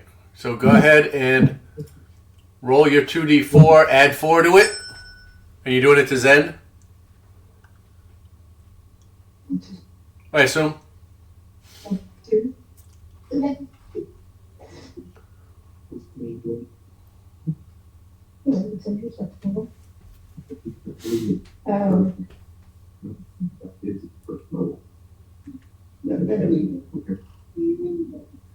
If you're gonna do it as a second level spell, it'll be 44 plus 4. Did you like say you're doing it at the second level? I'm gonna do it as a second level spell. Okay. All right. So roll 44 plus 4, and don't forget to tick off your spell slot. Then 8. 8.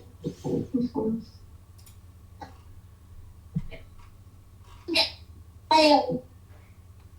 All right. So you heal Zen, who is he is awake. However, he is grappled. What? What? He remains grappled. The tongue still has him, but he is now conscious. He has regained hit points. All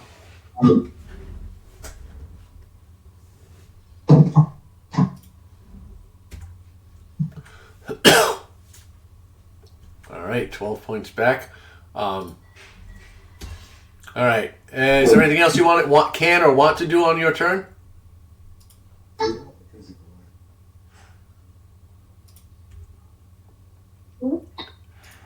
That was a bonus action.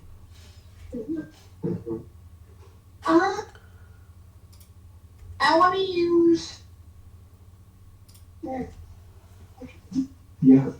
It's your turn. Don't move your character sheet.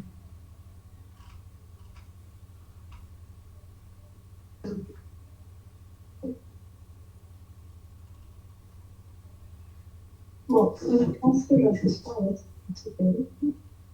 Yeah, it's spell is a bonus action. Yeah, and then spell, you can use expensive. All right. To be clear, you cast a leveled spell. Yes. Okay. She can still use, Okay. I just wanted to get that out there. That's all. yeah, she can still use a cantrip, right? She can.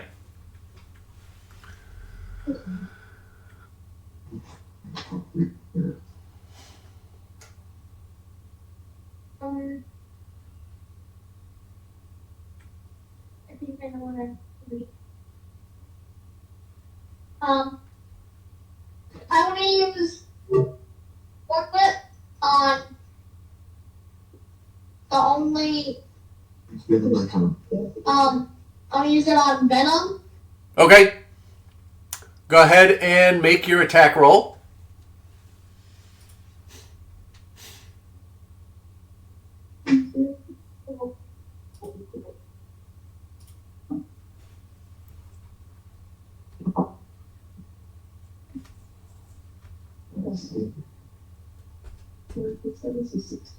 I got a 16. All right. 16 just hits.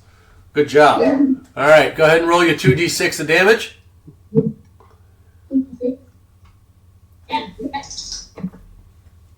I got 6. You got 6. All right. I don't think you've cast Thorn Whip before. Do you want to describe how you do it? Yeah. Go ahead.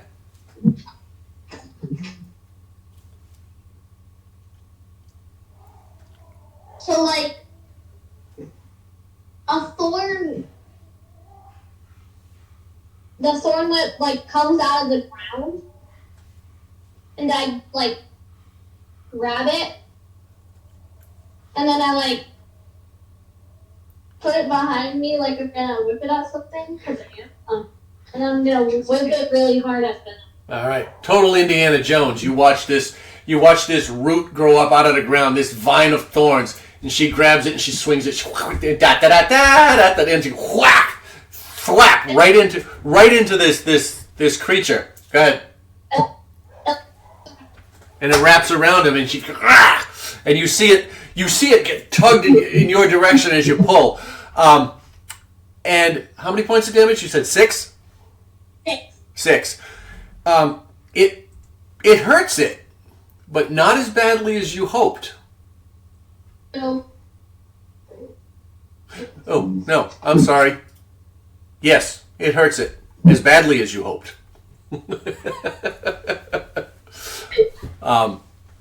Does that end your turn? Yeah.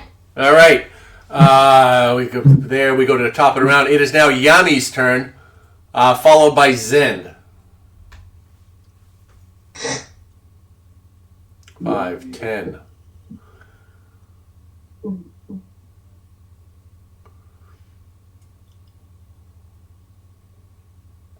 20, 25.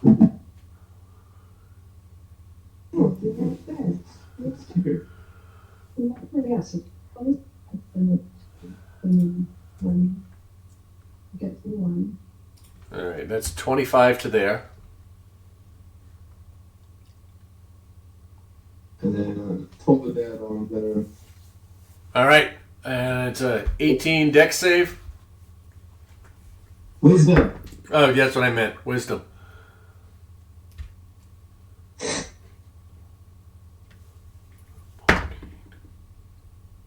That's a 14. That fails. Go ahead.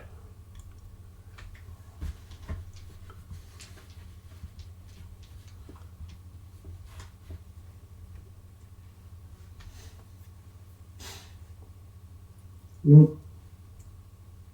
7 points of damage. 7 points of necrotic damage. You watch as it is once again engulfed in those yellow veins as they spread out. This time they spread a little bit further than before, and it weakens. You see it kind of lurch on its feet, and then stand up on all fours again. But it's not looking good. Does that end Yami's turn? Yes. Okay. Zen, you are up. Lasma, you'll be the next player on deck.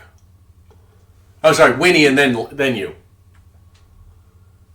Zen, you are grappled, but you are conscious. So you come to, and you are wrapped by the thorny tongue of this leather creature. And right next to you, you see this gaping maw, circular maw full of teeth.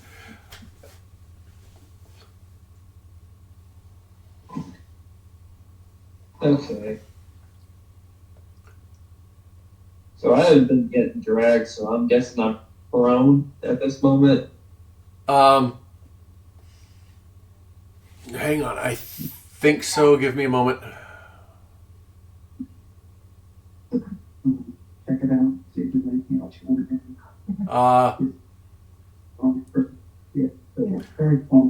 Roll a d6 and tell me what you get.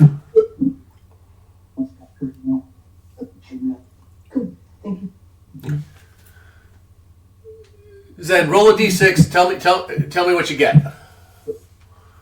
6. You're not prone. 6. Yep, you are not prone. All right. 1, 2, or 3, you were prone. 4, 5, 6, you were not. It doesn't specify, but it makes sense. So I was like, all right, whatever. Go ahead. Alright. I can't use my weapons if I'm grappled, right? You can. Your movement is 0. With grappled, your movement is 0, and you have disadvantage. On attack rolls against any target other than the grappler. So you can. You're fine. You just can't move. Alright.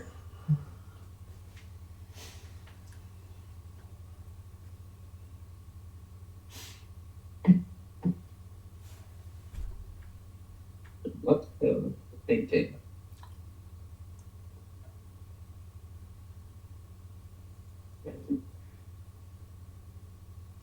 Hang on. Need.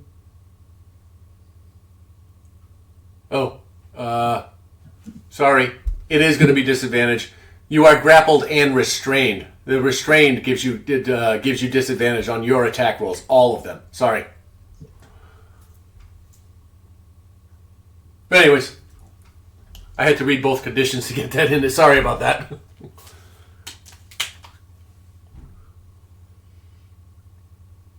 Aurora, you did Thorn Whip, right? Mm-hmm. Okay. She did.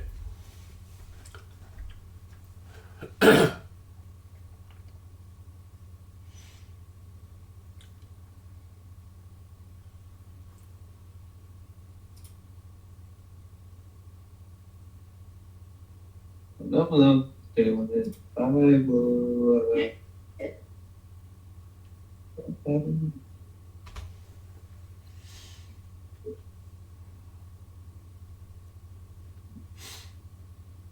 Ooh. Ooh. Ooh. Uh-oh. No. Boo! Boo!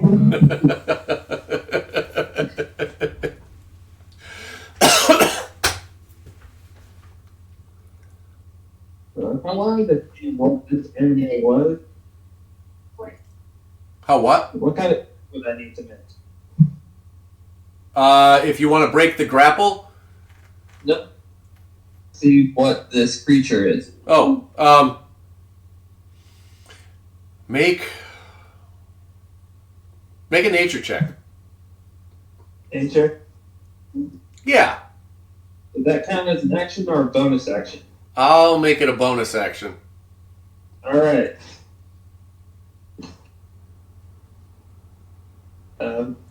14.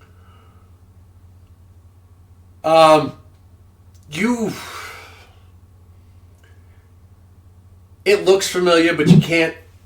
You can't name it. You remember reading about it somewhere or hearing about it somewhere, the description, but you don't remember exactly what it was. Yeah. Sorry.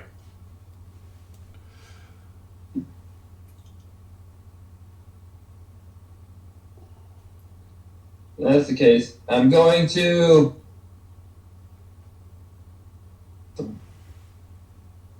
If I were to pick off thorns off of this thorn whip that Akira made, would that count as an action? I think the spell disperses when it ends, but give me a section. Yeah, it's a section. Give me a section. A whole section. No, a whole section. Right. Duration instantaneous. What am I talking about? Never mind. Don't worry about that. I got All right. fire stuff. All right, it does. Yeah, no, it would not. It dissipates. It's an instantaneous spell, so I'm going to say it dissipates. Go ahead. In that case, I'm going to use spike growth. Okay. How does that work? I haven't even seen that. Where is it? Spike growth. There it is. Second level spell. I see it. The ground in a 20-foot radius sphere centered on a point that you choose sprouts. All right, sprouts.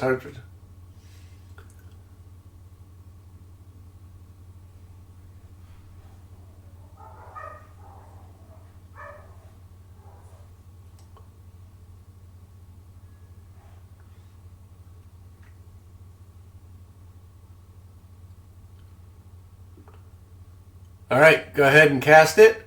Do I have to? I don't get a save. I get nothing. It just does damage, and it's concentration. Okay. All right. Where are you putting it?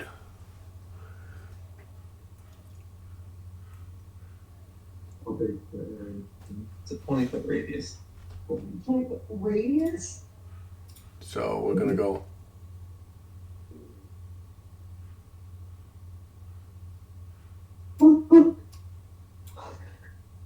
Everybody in it can fit. So, what it is camouflage ground. Right?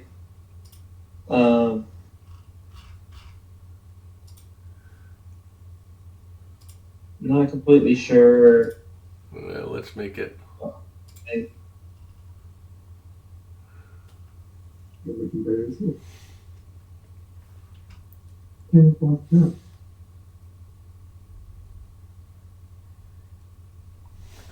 I don't know what my spell save DC is.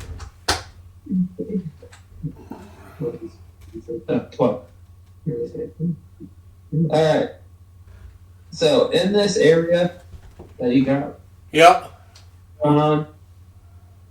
we have difficult terrain. Yep. You'll be able to make a save if you can beat the spell save DC. And my spell save DC is 12. But every 5 feet that a creature travels in it, it takes what was it? 2d4 piercing damage for every 5 feet. Piercing damage. All right, I read it a smidge differently. All right, the ground in a 20-foot radius sphere is centered on a point that you choose within range. All right, sprouts hard spikes and thorns that are camouflaged, and it becomes difficult terrain. We agree there. When a creature moves into or within the area, it takes 2d4 piercing damage for every 5 feet it travels. In order to see it, all right, the transformation of the ground is camouflaged to look natural.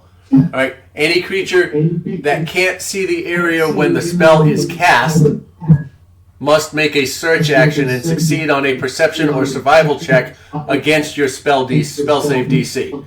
So they have to be 12 or better in order to recognize the terrain as hazardous before entering it.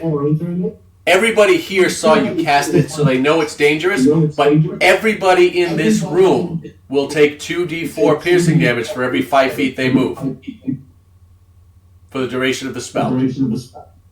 Yeah. Okay. That's the way I read it.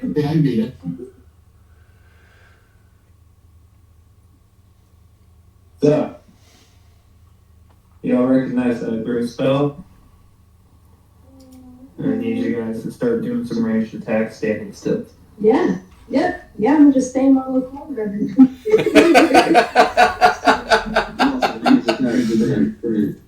Ooh, could you guys it with a word that storm thing again? And then grab them and drag them 10 feet? Would it activate that? Yes. Yeah. Yeah, that'd be cool. Yeah. Okay, cool. And we just like toss her out of here like That's gonna end my turn. All right, cool. I can't walk anymore. Okay. All right. That ends your turn. It is now Venom's turn. It is going to release you. Its tongue lets you go. And it...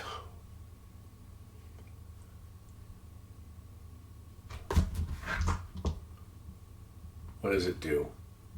It slashes out with its claws at... Hang on, claws has a... At you. Shit. Hang on. Come on.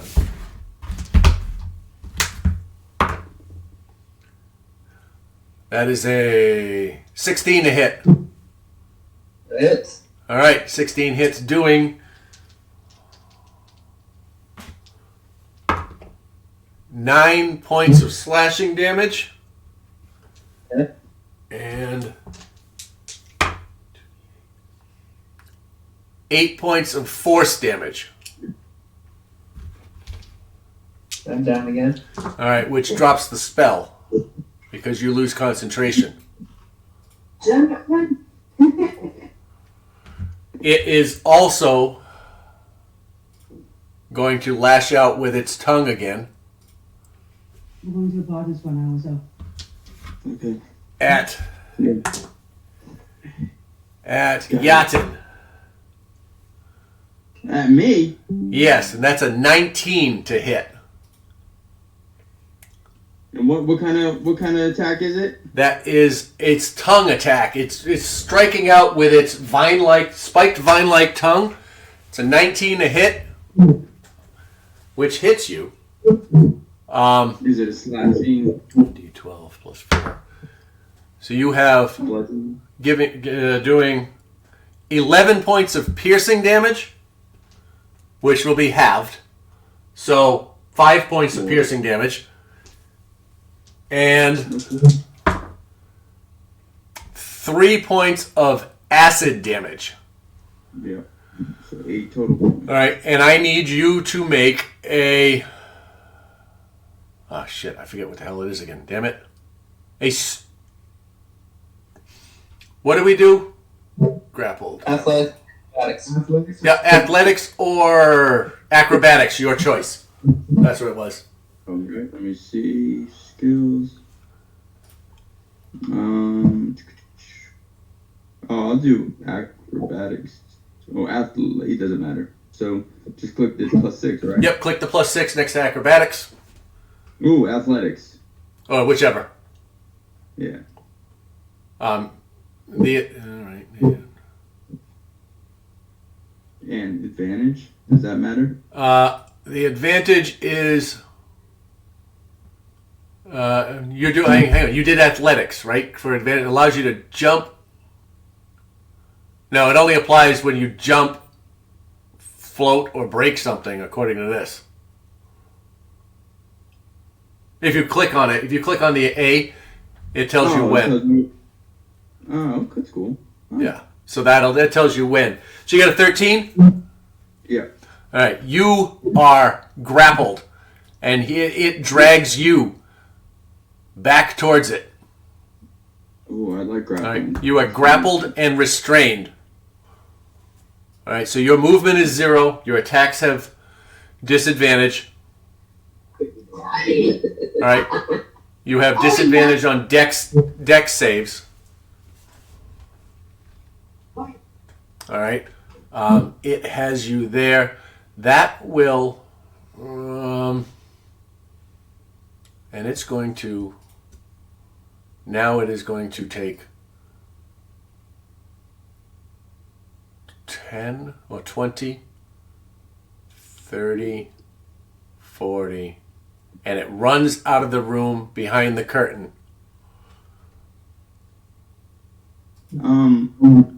With the grapple? Yep. It dragged you with it. Using. Yeah. So. So it does. It has a grappled condition, right? You have the grappled condition. It has you wrapped in its spiked tongue, and it's dragging you with it. Roll a d6. Tell me what you get. Oh no, yeah, just because I was just reading my actions in combat. Oh yeah, that's cool. No, go, I need you to roll a d6. Tell me what you get, please. Yeah. Boy, here we go. 1. All right, you are also prone. It's dragging you, and you are down on the ground, dragging you behind it, behind its tongue. Question. Huh? Does that also drag Akira? Why would it drag Akira? If she did Thorn Whip at it? No, Thorn Whip comes out, it strikes and dissipates. The magic ends at the end of her turn. Okay. Because it's a magical whip. So that ended at the end of her turn, which is why you couldn't pick the thorns off if you wanted to also. All right, but that gets it runs out of the room howling. Another question. Yeah. Because I disappeared off this map. Would it need to travel extra to go over my body? It did. It did. It did. Yeah. It has a lot of movement. So it was able to get out of the room. I didn't realize you were invisible. Let me get back. So, yeah, it ran out of the room and has disappeared, and it is howling.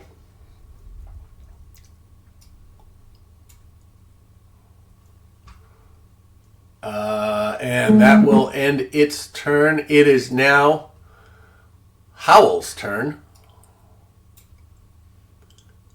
He has already thrown his javelin. Is going to do the same. He's going to 5, 10, 20, 25, and runs out behind the curtain screaming.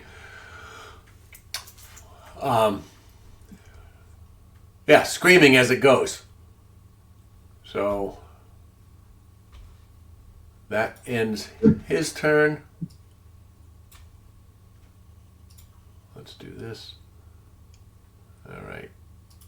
It is going to be Lasmer. Let me know what you want to do. Figure out what you want to do. Give me a moment to figure out my thing.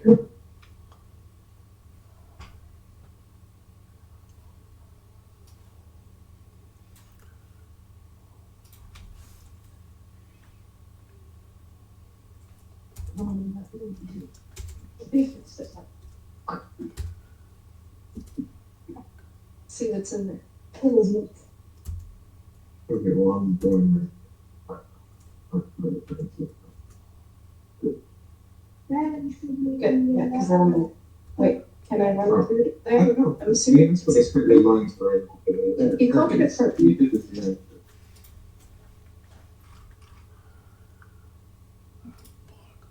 Oops. So I'm not going to be able to open it.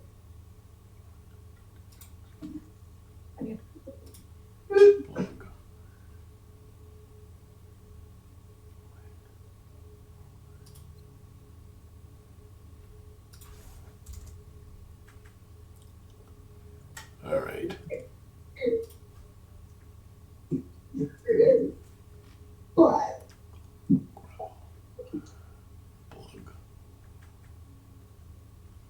Is that what position you are at the end of the floor?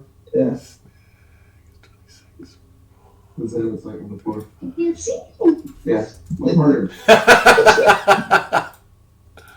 You expect me to be You can see your tablet just fine, can't you? All right. Lasmer. You are up. What are you going to do?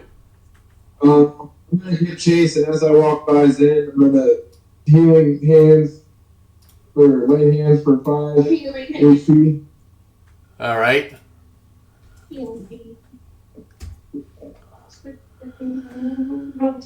And then go through here and attack out. I can't move Hunter's Mark and use my bonus to get you.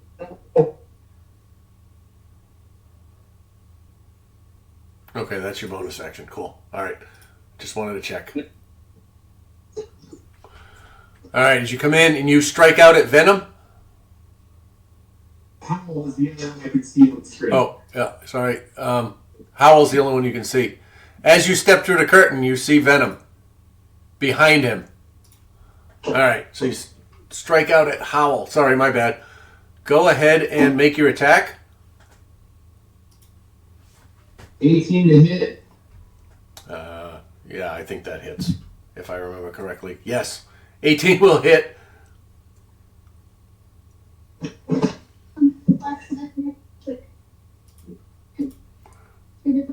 Go ahead and roll your damage on that one. It's gonna be 12 damage. 12 points of damage against Howl. 12. All right. you come through the curtain and just tear the curtain down and slam into him, or strike into him, and he lets out a howl. That's wow! It was 13, not 12. I'm sorry. It was a what? 13, not 12. Okay, it's all right. I'll add one more damage. All right. And he's looking pretty beat up at this point. Does that On that hit. hit what? On that first hit. Sure, go ahead. That's a Dex Constitution, a 16. con of 16. He rolled a 21. All right, and then the 14. And second attack, right? Yeah. Sorry, 14 does not hit. I'm sorry. You strike out second time. He's off balance. You strike out again, and as he's trying not to go down from your first strike, you come in with the second one, and it just misses him. Does that? Anything else you want to do? Can do. No, I don't think I do. All right, Yatin. It is your turn. You cannot move. You have disadvantage on your attacks. So, okay. And you have disadvantage on dexterity saves.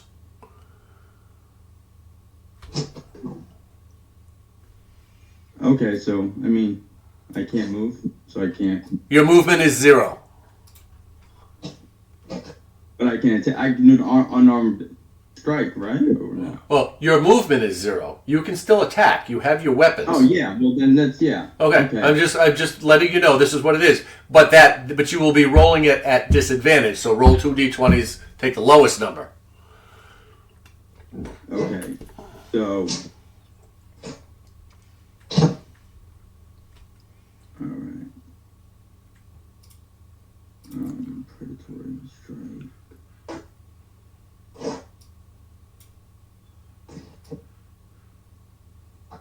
Are you transformed right now, Yatin? He did transform, yeah. Transformed.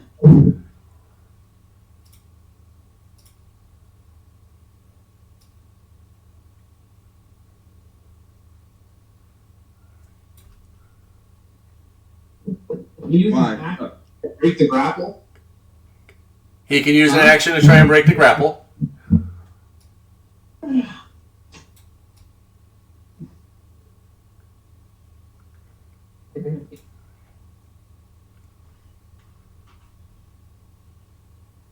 It should be on the roots, not a skill. There's every form that gets his attack on the throw his attack.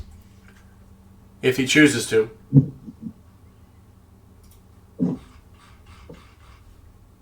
And in his transformed state, he can use his bonus action to attack as well, right? He used his bonus action. Hang on. No, you used your bonus action. Sorry. Yeah.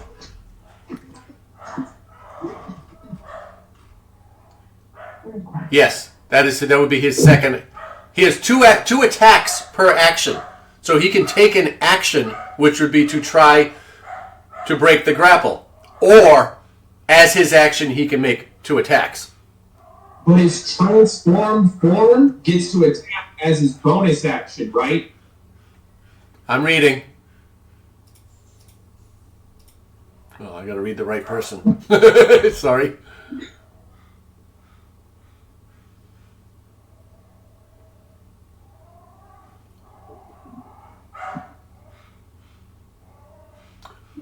Where do you read that? Just help me find it. I gotta switch over to his sheet real quick.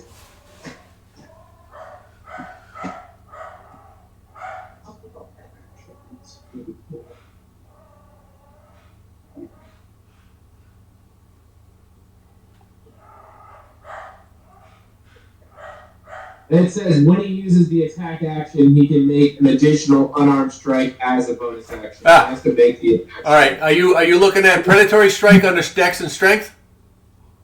No, it's under his hybrid form. Hybrid form. Hybrid form. I have two options on the hybrid form. It says predatory strike dex, and hybrid form predatory strike strength. The only difference between those is what he uses as the modifier. He can choose to use dexterity or choose to use strength as his modifier. Right, but if you read it, it says when you use the attack action to make an unarmed strike, you can make one additional unarmed strike. So he can punch it twice. He can punch it twice as a bonus action, but he has to use his attack, his action to attack. If he chooses to use his action to break the grapple, he has used his action. If he chooses to attack as an action, he can attack twice. 3 times. Twice. He can make, if one of those is an unarmed strike, he can swing a third time as an unarmed strike. If all of them, because it would have to be. Right. Yeah. But the important point here, if you break the grapple, that is your action. If you choose to take your action to try and break the grapple, that is it. If you choose to make your action an attack, your attack choice of action, or the attack allows you to attack 2 times. So he can choose to break the grapple or attack. That's what I was saying. Oh, okay, but then if I don't and I try to do the predatory strike, say for strength, it would allow me to hit him 3 times, right? Yes, you could make as long as one of those strikes is an unarmed strike. So you can swing at it and punch it twice, or you can punch it twice and swing at it.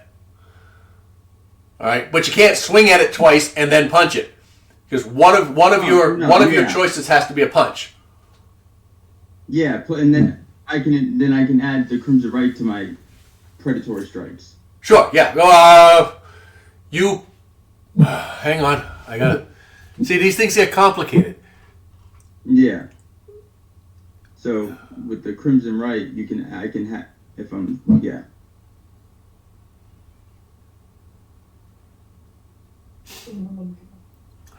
Sorry, hang on. Crimson Right. As a bonus action, the Crimson Right, you activate the Crimson Right, any one of your Crimson Rights, on a weapon that you are holding.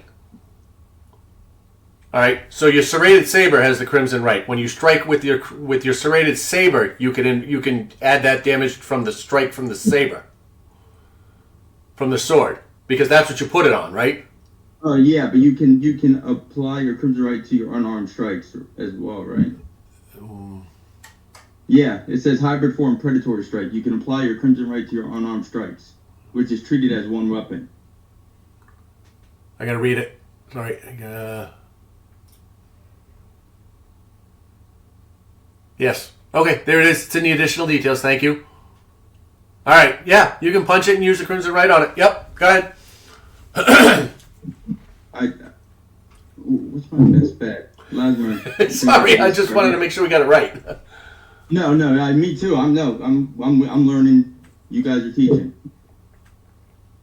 What's my best course of action? Do you think? Trying to get away, or just hit him 3 times? Well, each one of your hits are going to be at disadvantage. You're going to have to roll 2 and pick a lower number for each hit you do. So it's really on you. If you want to try to fix the grapple so that you're no longer rolling at disadvantage, you could do that, or you can try to make 3 strikes at disadvantage. Oh, all right. Crap spot. All right. Yeah. To break the grapple, All right. You need to succeed on a acrobatics or athletics check. Okay. Save. So you got to keep in mind that you have disadvantage on dexterity saves. So you would be rolling at disadvantage if you did acrobatics.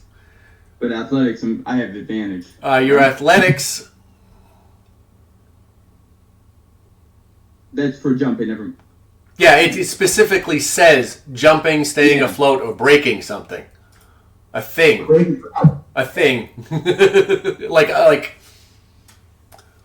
something. Okay. So basically, I just have to hit that, and then if I what do I need to roll? A d20 and add 6 to it. No, I know that, but what do I need to disengage with? What's the minimum? I'll let you know if you break it. Oh, boy, okay. Let's take a shot.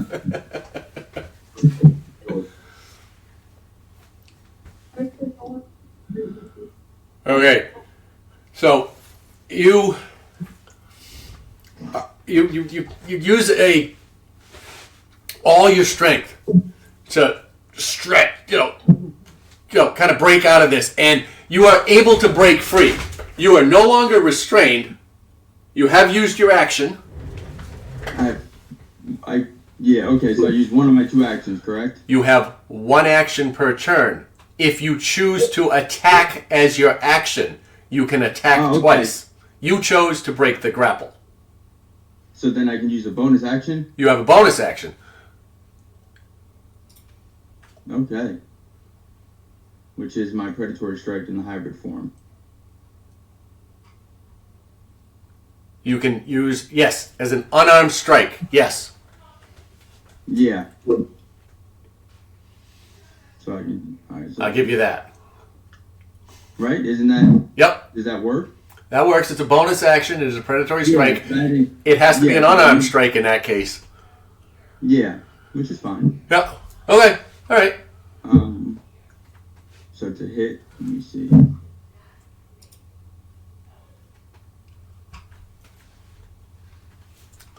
All right. And you punch out at it, and you hit it, but it doesn't do any damage. You missed the AC with a 14. Okay. I mean, you're that close. You're gonna hit it, but it doesn't do any damage. So, what else you want to do? Can you do? Exactly. Yeah, let me. Yeah, that's. Hold on. You'll provoke an opportunity attack if you try to get away from it now. Okay.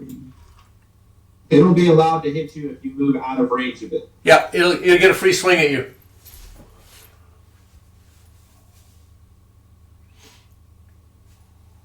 I mean, those are the only things in the room.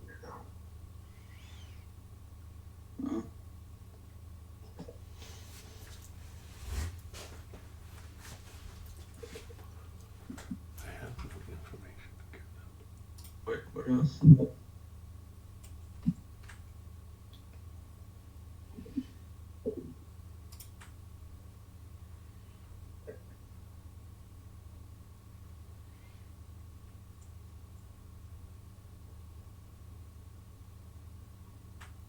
There's not much else I can do, right, guys?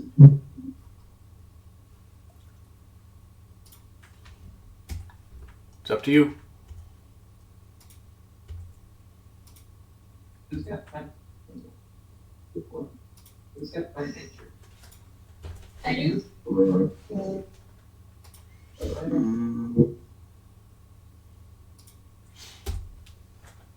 Yeah, there's really nothing else.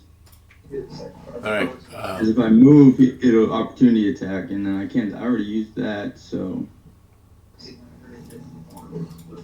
Yeah, no, you've already used all of your main actions. The only thing you'd be able to use right now is movement.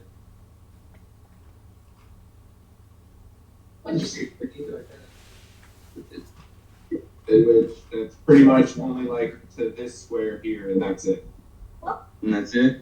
But would that won't invoke him doing it? Would that invoke an opportunity attack on his part? No, you're still within melee range. You haven't stepped out of its reach. Okay, yeah, let's just move there, and it seems that I'm gonna have to be fighting either way. All right. So it's going to be Segura, Larn, and Akira. I gotta pee. I'll be right back. Okay.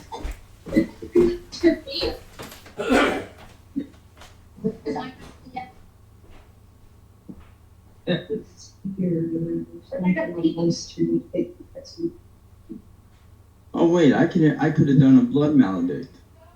right? Hey, Lasmer, London. Look at my blood maledict. Since it says action type, no action.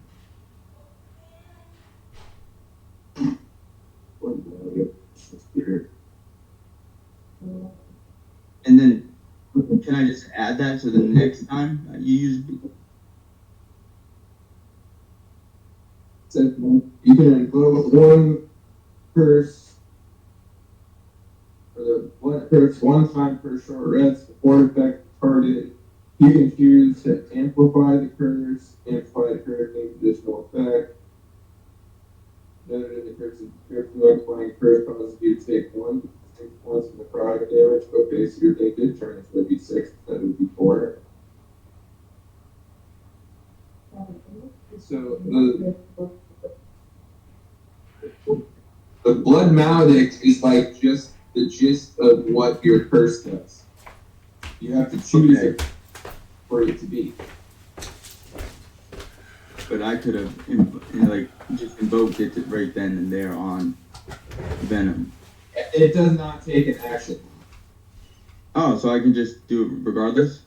It will say whether or not it takes an action. So what's your curse? Or your curse is? I don't see it on the screen. No, all right. You try your blood maledict. Your blood maledict. I had this argument with Jacob the other day. That's why your blood maledict is a feature. It takes no action. All right. Okay. It allows you to invoke your Crimson Right of Choice, which takes a bonus action. Okay, that's what I figured. I just wanted to know, like, if the blood maledict, I needed to do anything to invoke it. No. In and of itself, the blood maledict does nothing other than give you the opportunity to invoke the Crimson Right. Yeah, for the blood curses of the marked. Right. For Venom. But so okay, I knew that. I was just trying to see like if I could have done that during my turn or any time. Blood maledict, yeah. And when you get into blood maledict, it's further up. Yeah, cause. Yeah, if you click on it, blood maledict. First level, you get to do no action. So. Right. Yeah, it says no action, but if you click on it and read it, it says the blood curse of your choice is detailed in a blood curses section.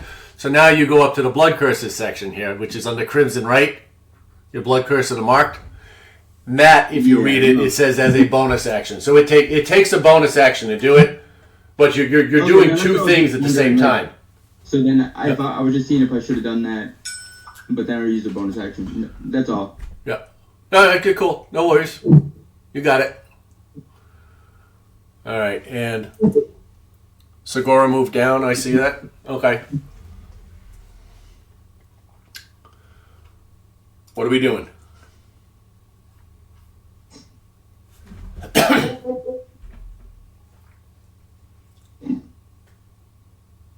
Okay. I'm going to try throwing a chromatic orb at Venom. Okay. I'm sorry, that's a... First level spell? Yep, melee attack? Yes. Spell attack. Yep, it's, ranged attack, sorry.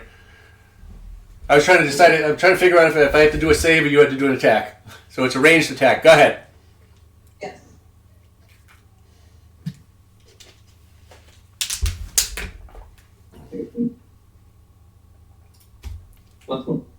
If you gotta hit me, it's alright.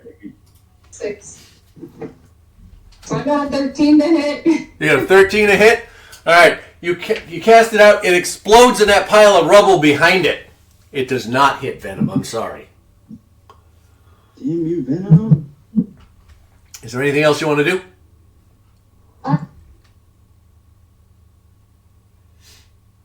going to head back toward that curtain. Alright. Lauren, you're up. Akira, you're on deck. Okay. So, I am going to use Sorcerer's Burst on Howl. On Howl. You can't see Howl. Wait, what? Oh. You're outside the room.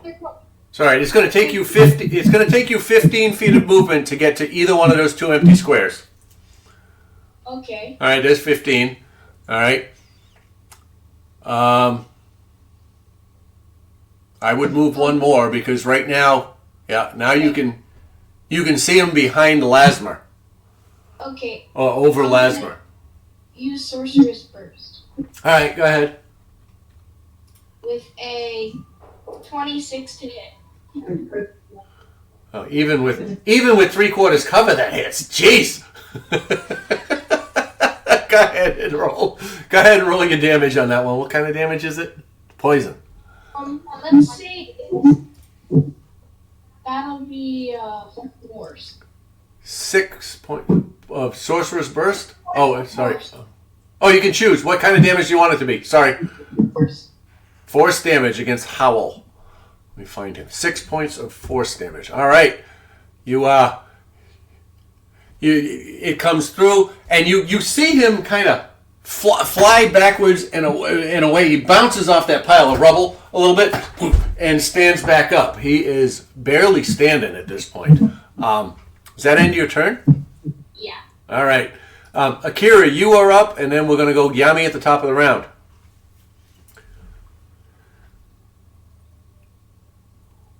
Squiggly thing on the map. Oh. What's your first? 1, 2, 3. 5, 10, 15. All right. 15. Down 1. 20. 25.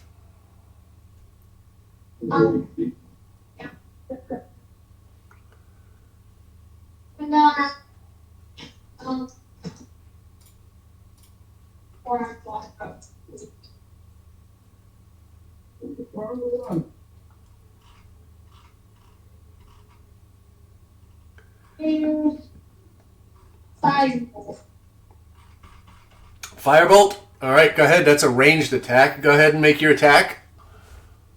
Against who? All right.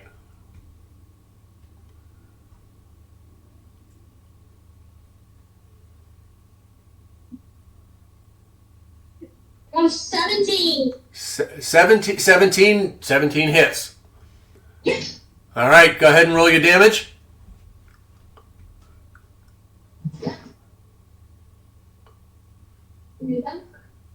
2d10. I just thought. Your damage.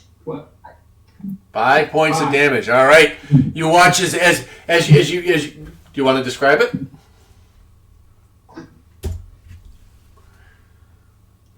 As you cast this firebolt, you throw it. You draw a figure in the air. You take it. You throw it at him like a javelin, and it strikes and it explodes on his surface. And you sit there for half a second. You go, I thought that would do better. It hurt it, but not as much as you expected. Is there anything else you want to do?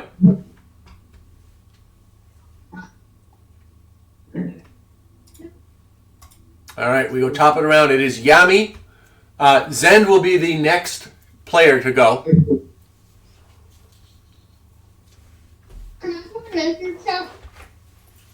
As an action.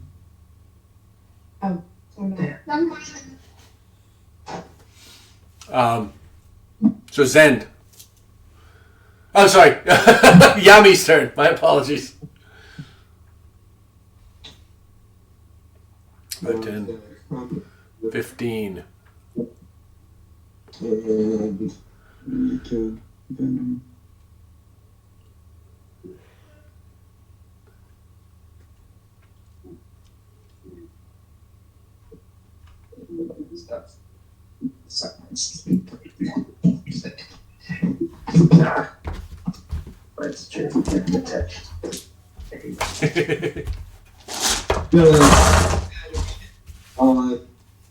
Venom. All right, it's going to do what? Toll the dead. Thank you. 18. 18? 18 wisdom, yeah. All right, 18 wisdom. That's... Nope, that's a 10. Go ahead and do it. I'll do it anyways, but you're going to take all of it.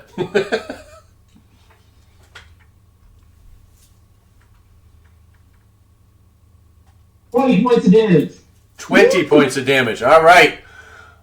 This thing is looking like crap. Now, you watch as the black veins propagate, you see that they don't fade as much. It's starting to go gray at this point. Does that end Yami's turn? Yes. Okay. At this point, bursting through the door is another goblin, comes running in, and it is going to take a swing at... Oh, what is this? Wig. Hang on, what is he? I'm gonna fart and think it out.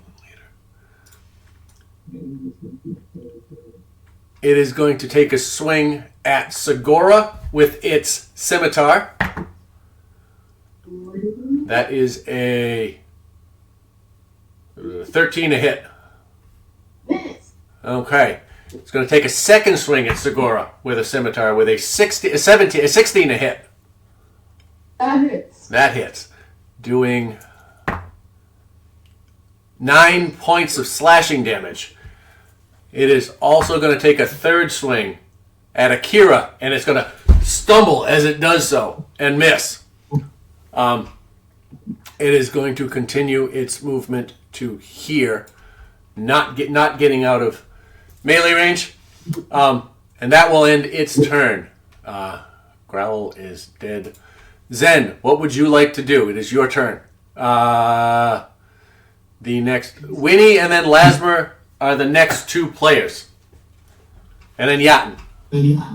Who can I see? Who can you see?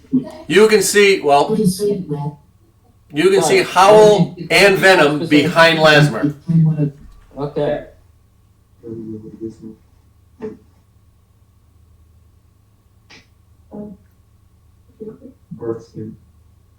Why is she white again? I remembered why we had the white ring on Akira. Why? She has bark skin on herself. And that was her armor class to 17. When did that She happen? hasn't been hit, but I just remembered why it was there. The only spell slot she had though. Okay. I didn't even know she had. I don't remember casting it, but whatever. It was 3 weeks ago. Yeah. All right. Go ahead, Zen. I'm sorry. You're fine.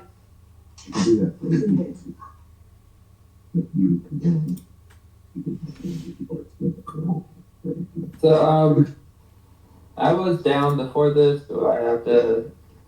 You have your movement to raise it? Yes. Yes. All right. So I'm gonna stand up. I'm gonna take a look. And I'm severely pissed off that this hippo bastard gonna pull out the longbow. All right. And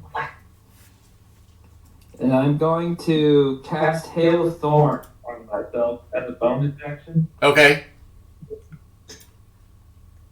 Hail of Thorns on yourself. Oh, that's not what I wanted to do. Trying to hit cast. That's the wrong thing.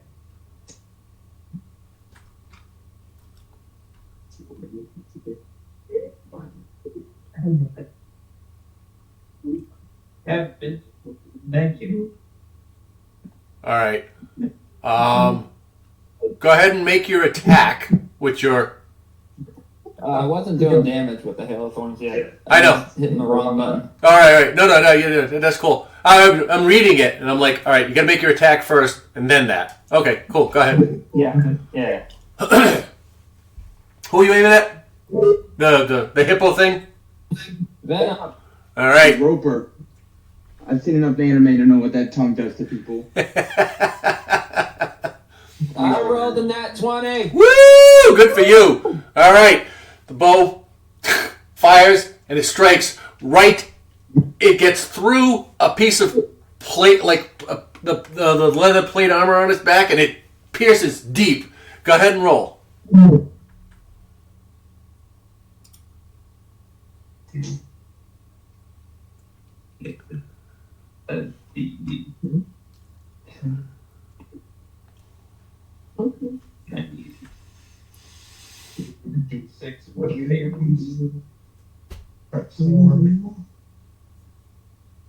Okay.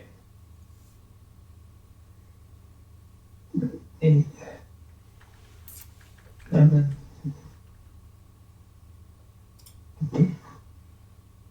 14, 2. Give me a total of 24 points of damage. 24 points of what kind of damage?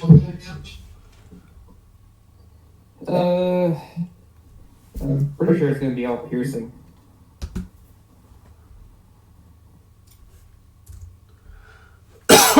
Just let me know if there's anything else. Let me make sure. Yeah. All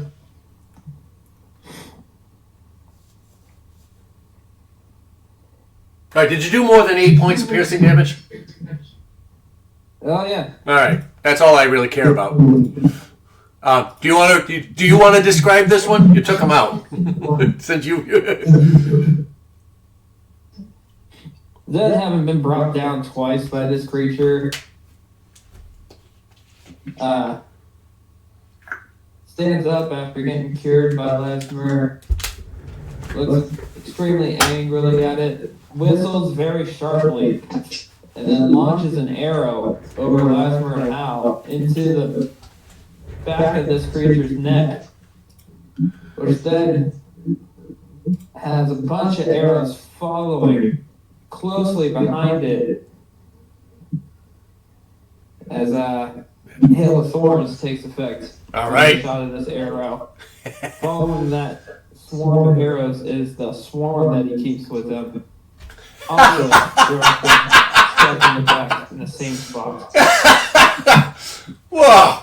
All right, and you watch as this thing is pummeled by first a single arrow goes thud, and then this followed with a hail of like you said, a hail of thorns, and finally it is encased by his swarm, and when it's done, it is just a mass of blubber on the ground, having been beaten so fiercely.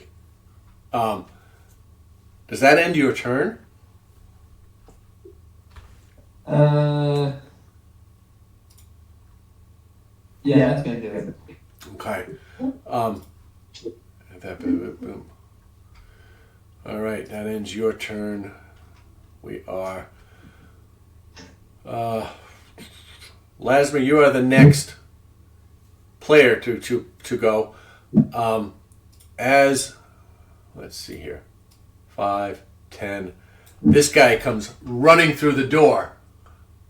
What is he? He is this. He is this. He comes running through the door, and he is going to take a shot at Segura with his scimitar. That is a 14 to hit. Misses. All right. He's going to take a second one at her. That's cocked. And that's a 20 to hit. All right, and that's going to do 5 points of slashing damage to her. And he is going to expend an extra 10 feet of movement to move here. Come on. Sure. That right? Go over. Yes, baby. All right, and that ends his turn. Give me a second here. I gotta refresh because my screen is. And let's get rid of Venom. All right, that ends Blug's turn. Venom is dead. Howl is now going to turn on Lasmer. And he is going to strike out with his scimitars. That is a 19. Misses the first one. Crits the second one for a 26. Oh, sorry, a 24 to hit. And that is 12 points of slashing damage to Lasmer. So he comes through and he swings at this, and Lasmer's able to duck out of the way, and he comes back the other way and he hits you. He managed to catch you across the front of the chest, doing just enough, catching you just behind the armor, just enough to do some damage. And that is going to end Howl's turn. Actually, he is going to take he is going to use his bonus action to disengage, which will not provoke an opportunity attack, and he's going to step this way, out of the way.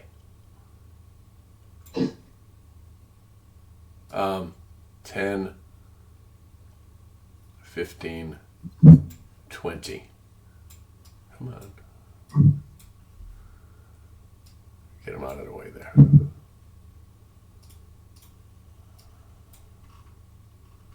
There we go. All right. He's going to get out of the way and hang out with his buddies down here. Ending his turn. All right. It is Winnie, Lasmer, Yatin.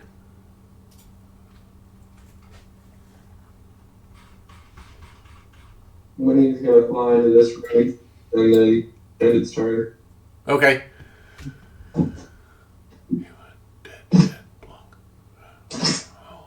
All right. Lasmer is going to move down there. All right, who do I have?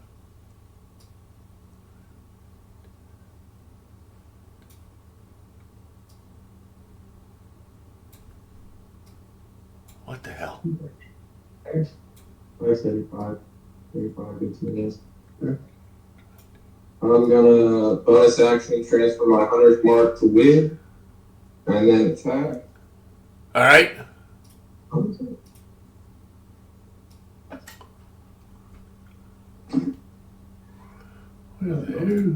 There. For 21 to hit. 21 to hit against Wig.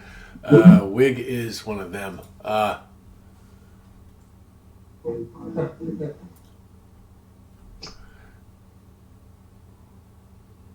He is going. That hits. Go ahead and roll damage against Wig. No.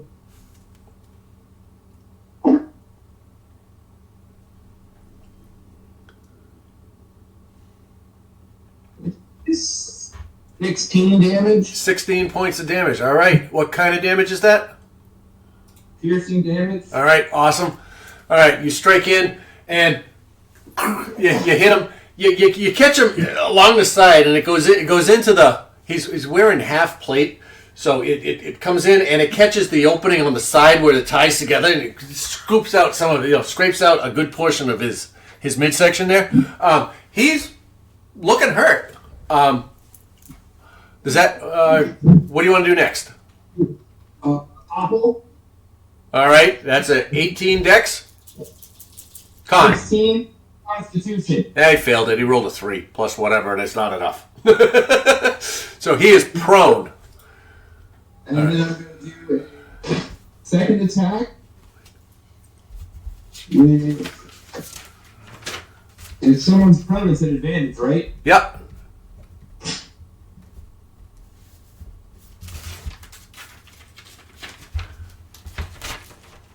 Was that 29 to hit? Oh my fuck Christ! Yes, that hits.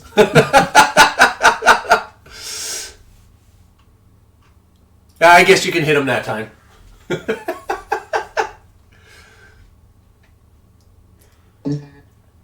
19 damage. 19. All right. Yes. So as you come through, it carves out a good piece of him, and he goes over. He leans just because of it, and he falls to the ground. You take it and you get right back down into him. Not looking good at all. How many points? Yeah. Okay. Yeah.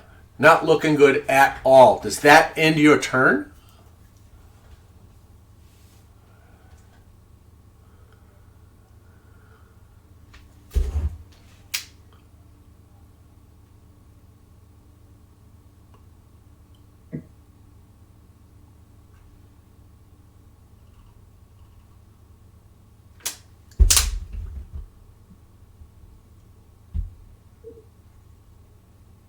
All right. Yeah, and you are going to be up as soon as we confirm that. Lasby, you're done, right? Yes. Okay. Yeah, and you are up. Segura and Lauren will be the next two players. So start thinking. Bring me down to how far is that? That's 10 feet. Yeah. Yep. All right. So I'm going to do a hybrid form because my Crimson Right is activated with my Predatory Strike. You're correct. Your Crimson Right remains active for an hour. We don't have to worry about that. You can use it. Okay, so I'm going to do it for strength. Hybrid form, Predatory Strike, melee attack, so to hit. So. All right, so you're punching him. Slashing. So you're attacking with the serrated saber. No, but you can choose with my Predatory Strike. I can choose a bludgeoning or slashing damage. Oh, sorry. Yes, my bad. Go ahead. Then, yeah. Which deals really? Which deal 1d6. All right, go ahead. Yep. As well. So do I roll 1d6 now? Yes. Yeah. So that gets added to. All right, so you rolled d6. All right, cool. +4, so that's you rolled a 6 there. I rolled a 6, all and right. my Predatory hit was an 8. Oh, I'm sorry. Your attack roll was an 8 total. Yeah. Okay, I'm sorry. That missed. So you did not hit the creature. You struck out, and he actually dodged you. You can make another one. You can make another unarmed strike. Oh, I'm going to. So go ahead and make your make an attack roll. So actually, so it is an 8 plus 6, right? Yeah. No, the 2 plus 6 is an 8. All right, cool. Another 8, which does not hit. So you go out and he dodges right and dodges left against you. Both of those missed. And he kind of snickers at you, even though he's looking like shit right now. He's got this bloodthirst in his eyes, and he's kind of he's crazy. He's crazy. And laughing. I can picture him laughing at me. Yeah, you have one more attack. All right, you attacked once with an unarmed strike, which gave you a second punch. Yeah. You have have one more. So which takes one. That's your one action. You have one left. I mean, one attack. You have one left. Okay, let's try it again. All right. Go ahead and roll your attack. 17 to hit. He is. Hang on. He is a howl. That hits. Sorry, I want to make sure I get the right guy. Yeah, and then now I make the attack with the other one. All right, let's see how much damage. Howl. Shit, hang on. Howl is a yeah. He's this guy. That hits. Yep.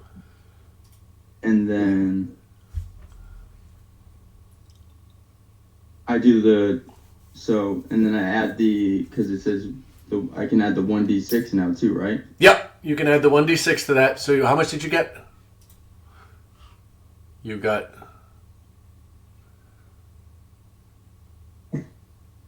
right, the predatory strike got me 9, so Okay. now let me do the d6 to add that to that. 6. All right. So that will do 15 points of damage to him. All right, and he goes down like a shot on that second one. You straight in the face, that laughing face, boo boo, pow pow, and he drops like nothing, like a sack of potatoes. He is gone. Takes him out. All right, Howl's gone. Does that end your turn? That's all. That's your two attacks. Yeah. So, all right, cool. That ends your turn. We go to, let's see here. All right, boom, boom. All right. All right, bursting through the door. Another one? On the left. You guys made a shit ton of noise. You woke everybody up. And these guys started screaming for help as they ran out of the room. This guy comes running in 5, 10, and he's going to. What is he? He's this guy. He is going to take. He's going to strike out at Yatin with a scimitar. That is a 15 to hit, which does not hit. The other, he's going to swing again, which is a 19 to hit. Sorry, 19 to hit. Doing 4 points of slashing damage. And he is going to use his nimble escape to disengage. Sorry. And not provoke opportunity attack. And move 5, 10, 15 feet away over here. Next. Behind him comes... Come on. Fuck you. Really? Come on! I'm moving the whole goddamn screen. No, my person needs to move, not... 5, 10...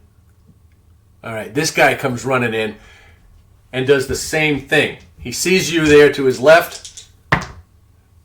That's a 22 to hit with the first one. Doing 9 points of damage. He swings out and the second one hits the door jamb as he comes through.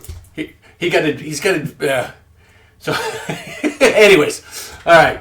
Hits the door jamb and sticks. As he is going to also use his nimble escape to not provoke an opportunity attack. 5, 10. He's going to move here. Here. To get out of the way. Ending his turn. Segura, you are up. Larn, you're on deck. And Akira after that.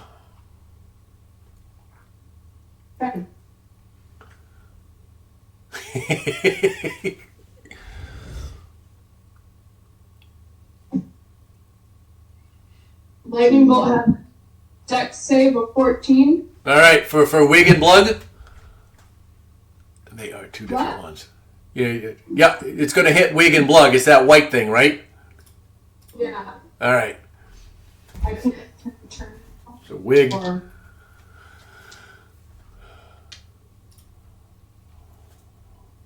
Wig. All right, Blood. Rolled a Dex save. Okay. That's a 12. And Blug rolled a 10. What's the DC on that? 14. All right. Yeah. So they both failed. And that was what? Lightning bolt? 6s. Yeah. Lightning bolt. Lightning bolt. 6. All right. 14. Go ahead, and that's 8d6.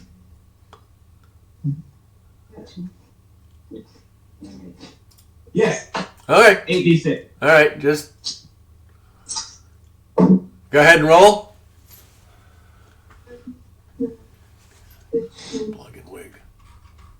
Wig. 25, 26, 32. 32 points again. All right. Wig incinerates. I'm just going to do right there. Yep, dead. Gone. You watch as this thing, he flies back against the wall and dies. Blug, 32, is nothing but a pile of ash. Holy shit. You watch as these things go up. Do you want to describe how they go up? Incinerate is a good description. I'm just gonna kind of, like, I'm overwhelmed that there's so many things. I just ran in this room and take both my hands and throw this like streak of lightning, and it just kind of zaps them out of existence.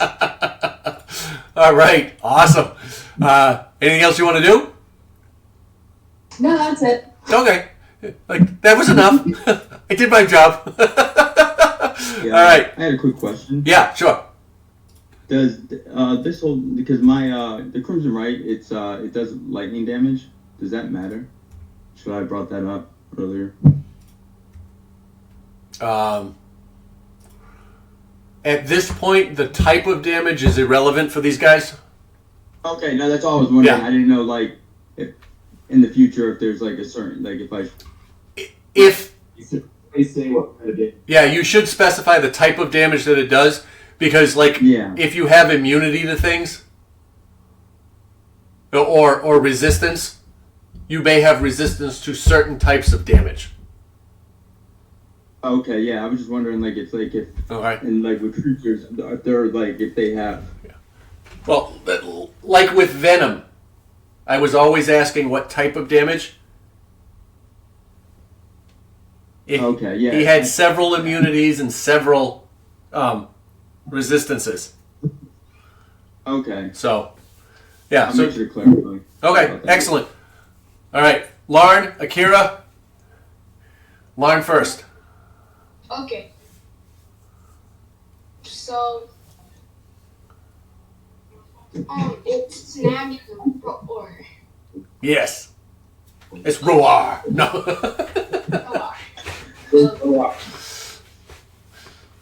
So I am going to use. Yeah, you see these two goblins come running towards you.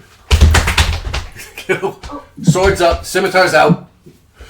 Here, would this be melee range? Yes. Okay. So I have half cover, or they have half cover, right? Not where you're standing now. Okay, so I'm gonna use chromatic or 10. Okay.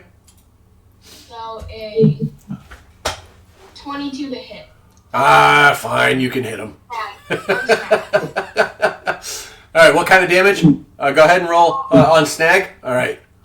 Here, that'll be fire. All right.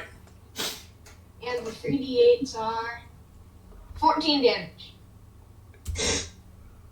Okie dokie. 14 points. He instantly goes up in flames, and he's still moving, and he doesn't look good once the flames clear.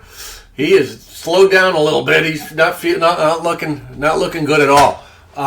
Does that end your turn? Yeah. All right. Akira, you are up. What would you like to do?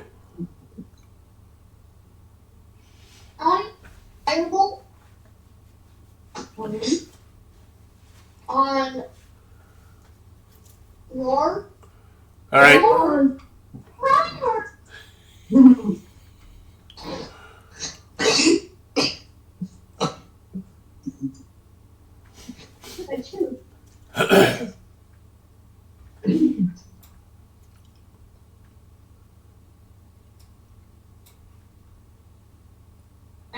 Oh, go ahead. I'm sorry. How do you rolling to attack, or am I rolling to? I'm sorry.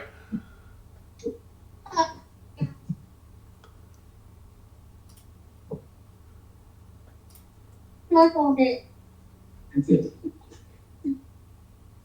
She rolled a 2. Oh, 2 to hit. Plus a total of 2. No. All right. Nope. Sorry. Hey, you want to describe the miss? Show with my hand. It's kind of weird. All right. All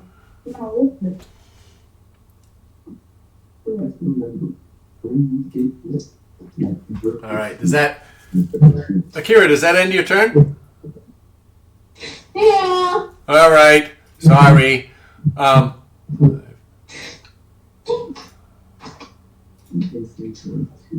Bursting through the door again comes another. God damn you, you fucker! Hank, leave Hank. me alone. What's this guy dancing out of the door for? He's a little scared. Comes this guy. Yeah, come on. Come at me. He comes running in. All the way. Are you fucking kidding me? Over to here. At which point he strikes out at Yatin with a 23 to hit with a scimitar. Doing 9 points of slashing damage.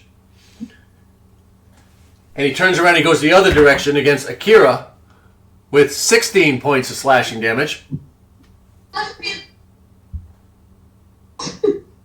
And interception.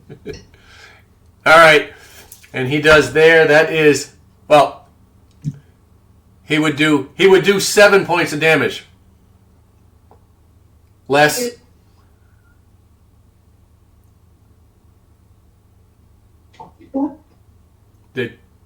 How much did you intercept? Wow. Yeah, I intercepted to reduce the damage by 7. Okay, all right. That's what I wasn't sure how much the reduction was. So 0. She takes 0 points of damage from that. But she hit and she uses tribute. And I can make him take damage. Oh yeah, I didn't hear that. Well, go ahead. All right, so go ahead and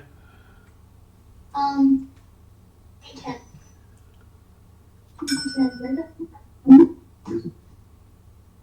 all right, go ahead and roll. Sorry, I didn't hear that. Roll Is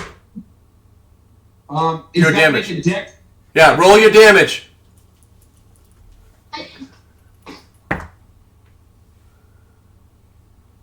That's a 12, which fails, so it takes full damage. Go ahead. What's the damage? You had to roll it anyways. What?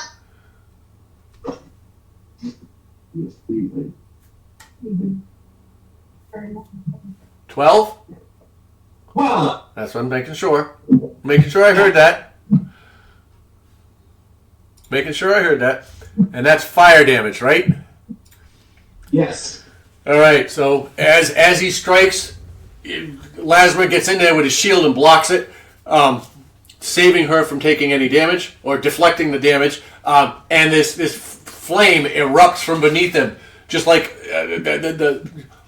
like the gates of hell opened below him and burned up over him. And he's lights up like a candle for about 2 seconds, and he's not looking good when this is done. He is going to use his disengage action, bonus action, to move over here. And that will end Hink's turn. It is now Yami's turn. Top of the round.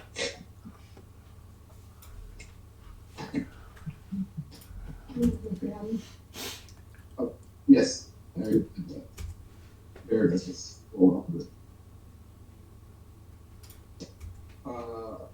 Yami is going to use his Scorching Ray. Okay. There's 3 of them.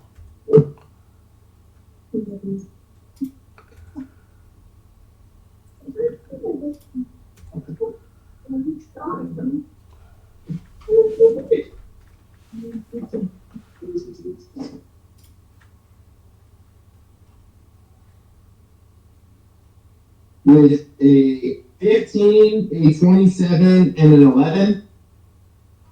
Who is he attacking? All 3 of them. Okay. The 27 Hit.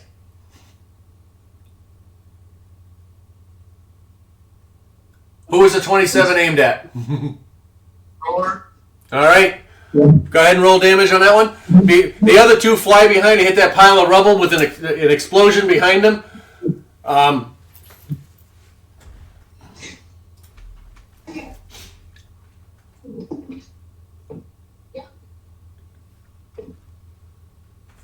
11 points of damage. 11 points of damage to Roar. Let's see here. All right. 11 points of fire damage. You watch as he gets engulfed in flames and staggers out of it as he, and he makes it, growls at you, brings up the scimitars again, ready to go. Does that end her turn?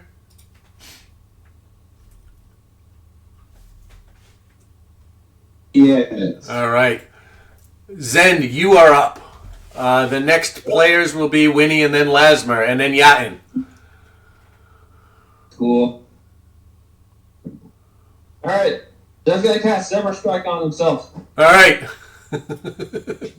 What color did we say? Tan, right? Yeah. All right, there we go. Zephyr Strike. I'm going to move. I need to go up on the map. One block up. All right. I'm going to turn around and fire an arrow at Snag. Okay. Go ahead and make your attack. Steps back, draws the bow.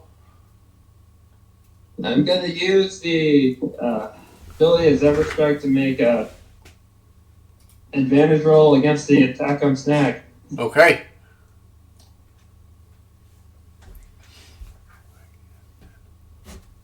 That's 20 to hit. That will hit. You draw the bow, it fires, it goes right in. Go ahead. Where is Snag? How much does he have left? How dead is he? All right, I got him. Okay. 1d10. Another 1d8. And we'll give you 6.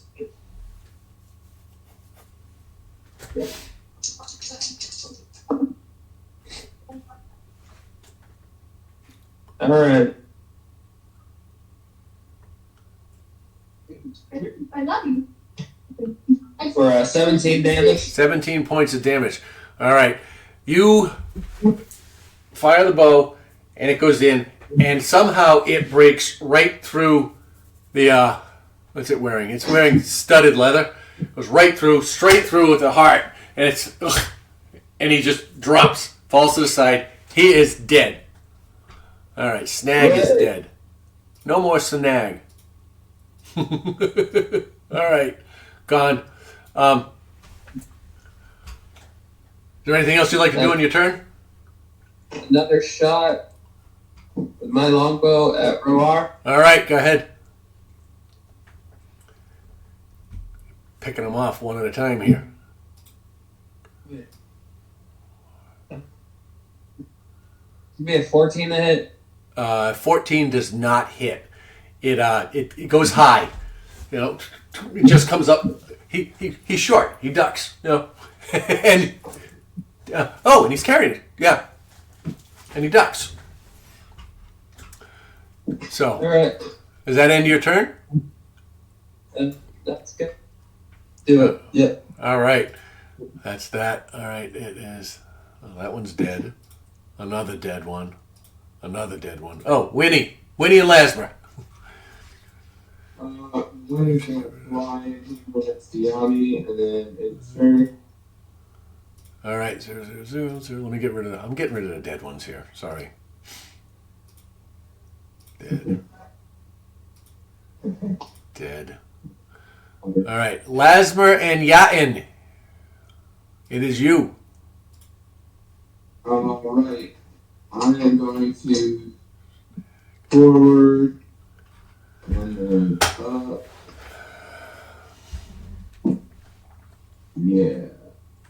I'm going to bonus action my Hunter's Mark off the game. Attack.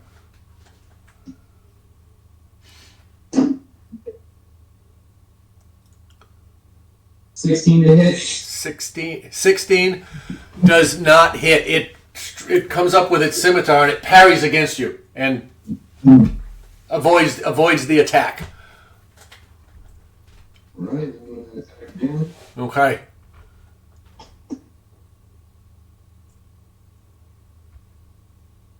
So 22 to hit. Well, that's going to hit.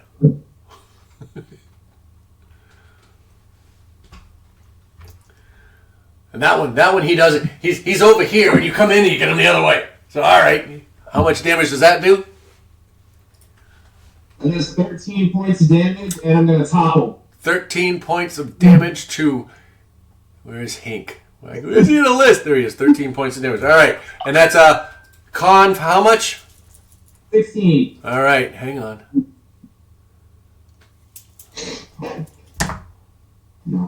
What the hell did I just? That's a 19, so he does not go down. Yes! Anything else? That second one leaves him just hanging on by a thread, though. Nope, that's it. All right. Yeah, and you are up. Segura, you will be the next player. All right, bring me. Let's move up to within melee range of Hink. Yeah. And, all right. So since I'm gonna do predatory strike, my hybrid form, since my Crimson Right is activated on that for strength. Let's roll. Hank, all right, you rolled an 11 to hit. It does not hit. He dodges. He's wobbly, but he's got enough sense to get out of the way of that fist. Go ahead and punch him again if you want. Yeah, let's. He's holding the scimitars up, laughing at you as he dodges. So.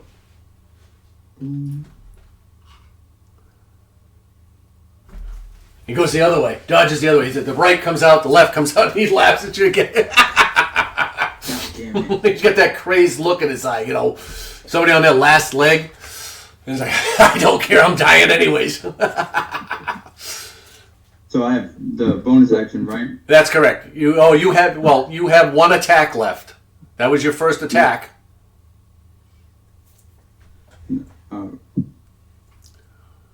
Okay, so I have one just regular attack. Yep, you have an attack left.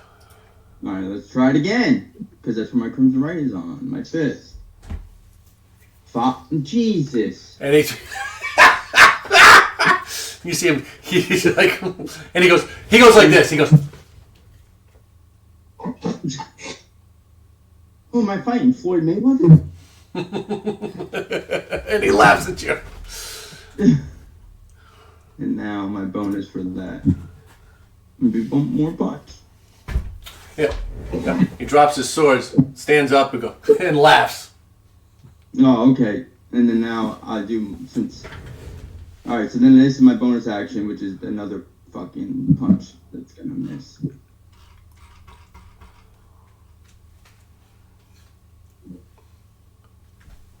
And he just stands there, and you right over his shoulder. Didn't even hit him. He stands there glaring at you, daring you to do it. Does that end your turn? Yeah.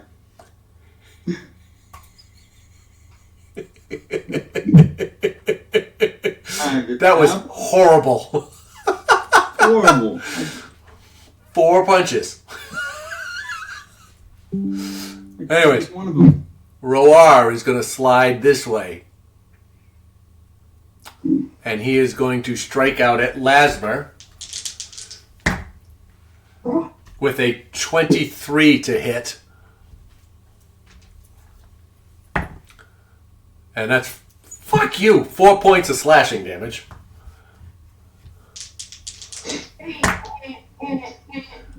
And he's going to strike out at Akira with a 15 to hit. Misses. Okay. So he strikes out and he catches Lasmer. Catches Lasmer with one. He swings at Akira with the other, who's just out of reach. She's able to dodge back just enough that she doesn't get hit. And that he will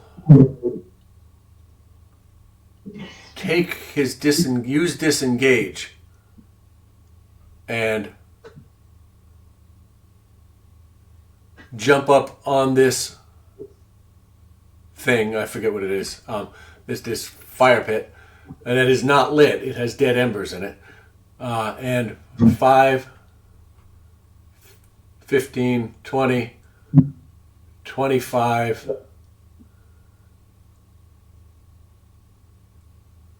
No, 25, 30. I'm going to stand here and end his turn. Segura, Larn, Akira. That didn't provoke any attack? He used his disengage action, which does not provoke bonus action, which does not provoke opportunity attacks. It's nimble escape is what it's called, which allows him to use disengage as a bonus action. And disengage is that your movement does not provoke opportunity attacks for the rest of the current turn. Which is something you guys can do. It is an action, but he has this nimble escape feature that allows it to be a bonus action. So, Segura, it's your turn. Okay. So, going to pull out my flame blade. Okay. Which is a level 2 spell that evokes a fiery blade in my free hand. All right. And I'm going to make an attack on Roar. And I got a... What is it? Okay, so I don't get a... I'm gonna make you fiery because you're concentrating on it. Okay. 16. Okay, so there's no... So that is now a...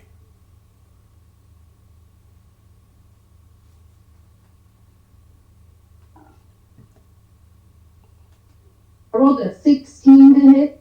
16 to hit on Roar. That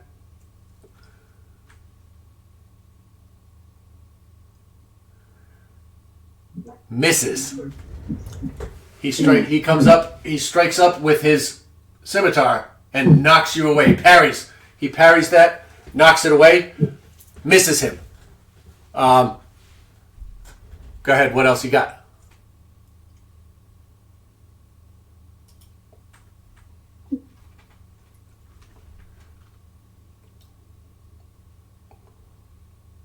Let me see this.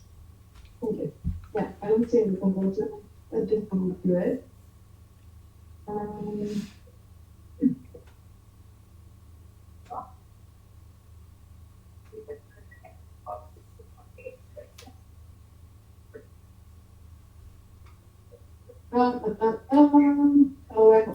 thought I had twin spell where I could do it a second time.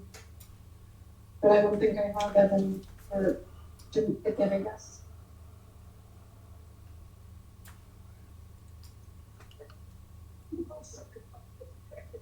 Okay.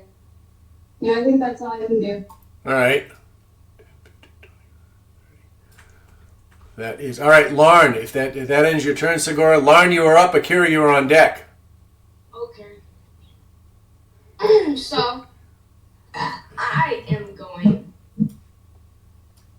to reach out at Hank because he's the only one. Or now I'm gonna reach out because he's the only one I can see. Kill him, please. Okay. I'm gonna use Chromatic Orb on him. Okay. Again. And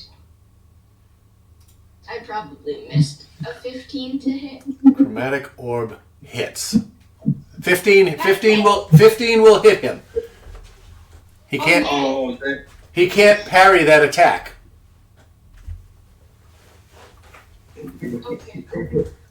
So 12 damage. 12 points of damage. Oh wait, no, I rolled chaos bolt damage. Oh wait, no, I didn't. No, you roll chromatic orb damage. What type of damage is that?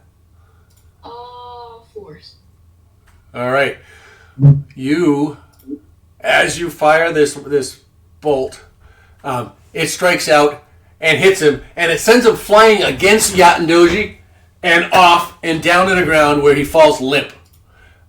He's dead. You took care of him. That ends Hink's reign. Come on, Floyd. Anything else you want to do, Lauren? No. All right, Akira, you are up. Yep. Shillelagh on my staff of healing. All right. There's an oxymoron. Gonna use my staff of healing to do some damage. All right. So, I'm facing Yami. Yeah. I turn to him. I take out my staff. I take it back as hard as I can, or as far as I can, Okay. and then I whack him so hard that my feet come off the ground. All right. So you let's see this. Use make an attack with the staff. So roll your. Yep. Roll a d20 and add 1 to it. Otherwise, you'd have to subtract 2, because it says you have an option of using your strength modifier, which is a -2. You don't want to do that. So d20 plus 1 to see if you hit him. 6.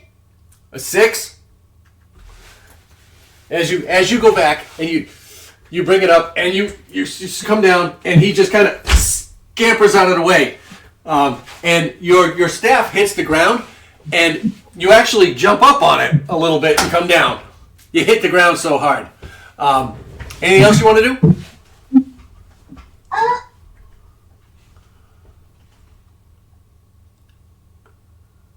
All right, we got top of the round. It's Yami, Zend, Winnie, Lasmer, Yaten.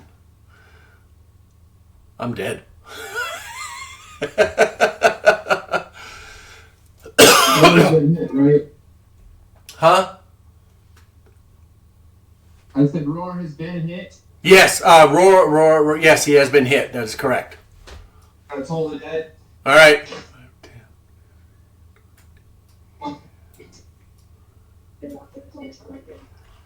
And that's, I'm sorry, it's 18, right? Yep, 18 was good. That is a 16. Yeah, 16. So full damage on that D12. 18 points of damage. All right. He's kind of blackened at this point. You watch it as it works its way through, and he's starting to look pallid. Very, very pallid. Does that end Yami's turn?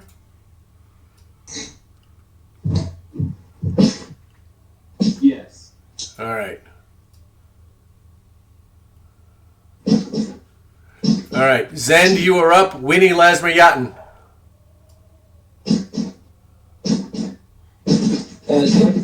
Like cure wounds on himself.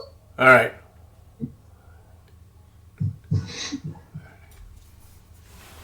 All right. Go ahead and cure yourself up a little bit.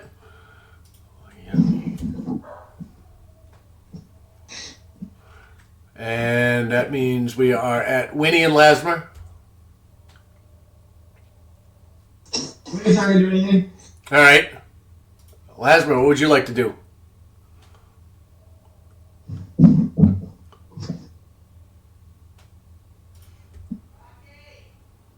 Bonus action and move. And then back. Attacking with advantage because it's flanked. Okay.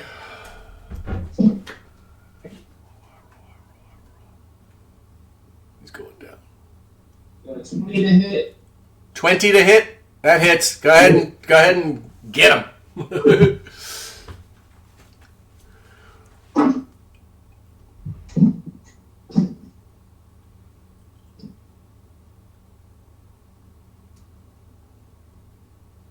13 damage on that one. All right, 13. How do you want to do this?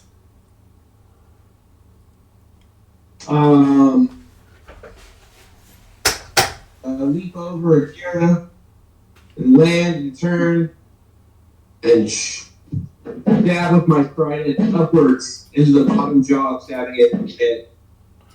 All right, and you hear this high-pitched squeal as you impale this creature, and it goes limp on your trident.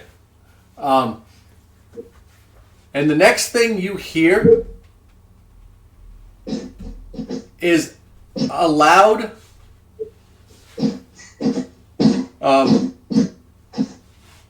what kind of noise does Carlos make? Would it be a whinny? Yeah. From the other room, behind the closed door. And that's where we're going to end today. We're half an hour over. I gotta go.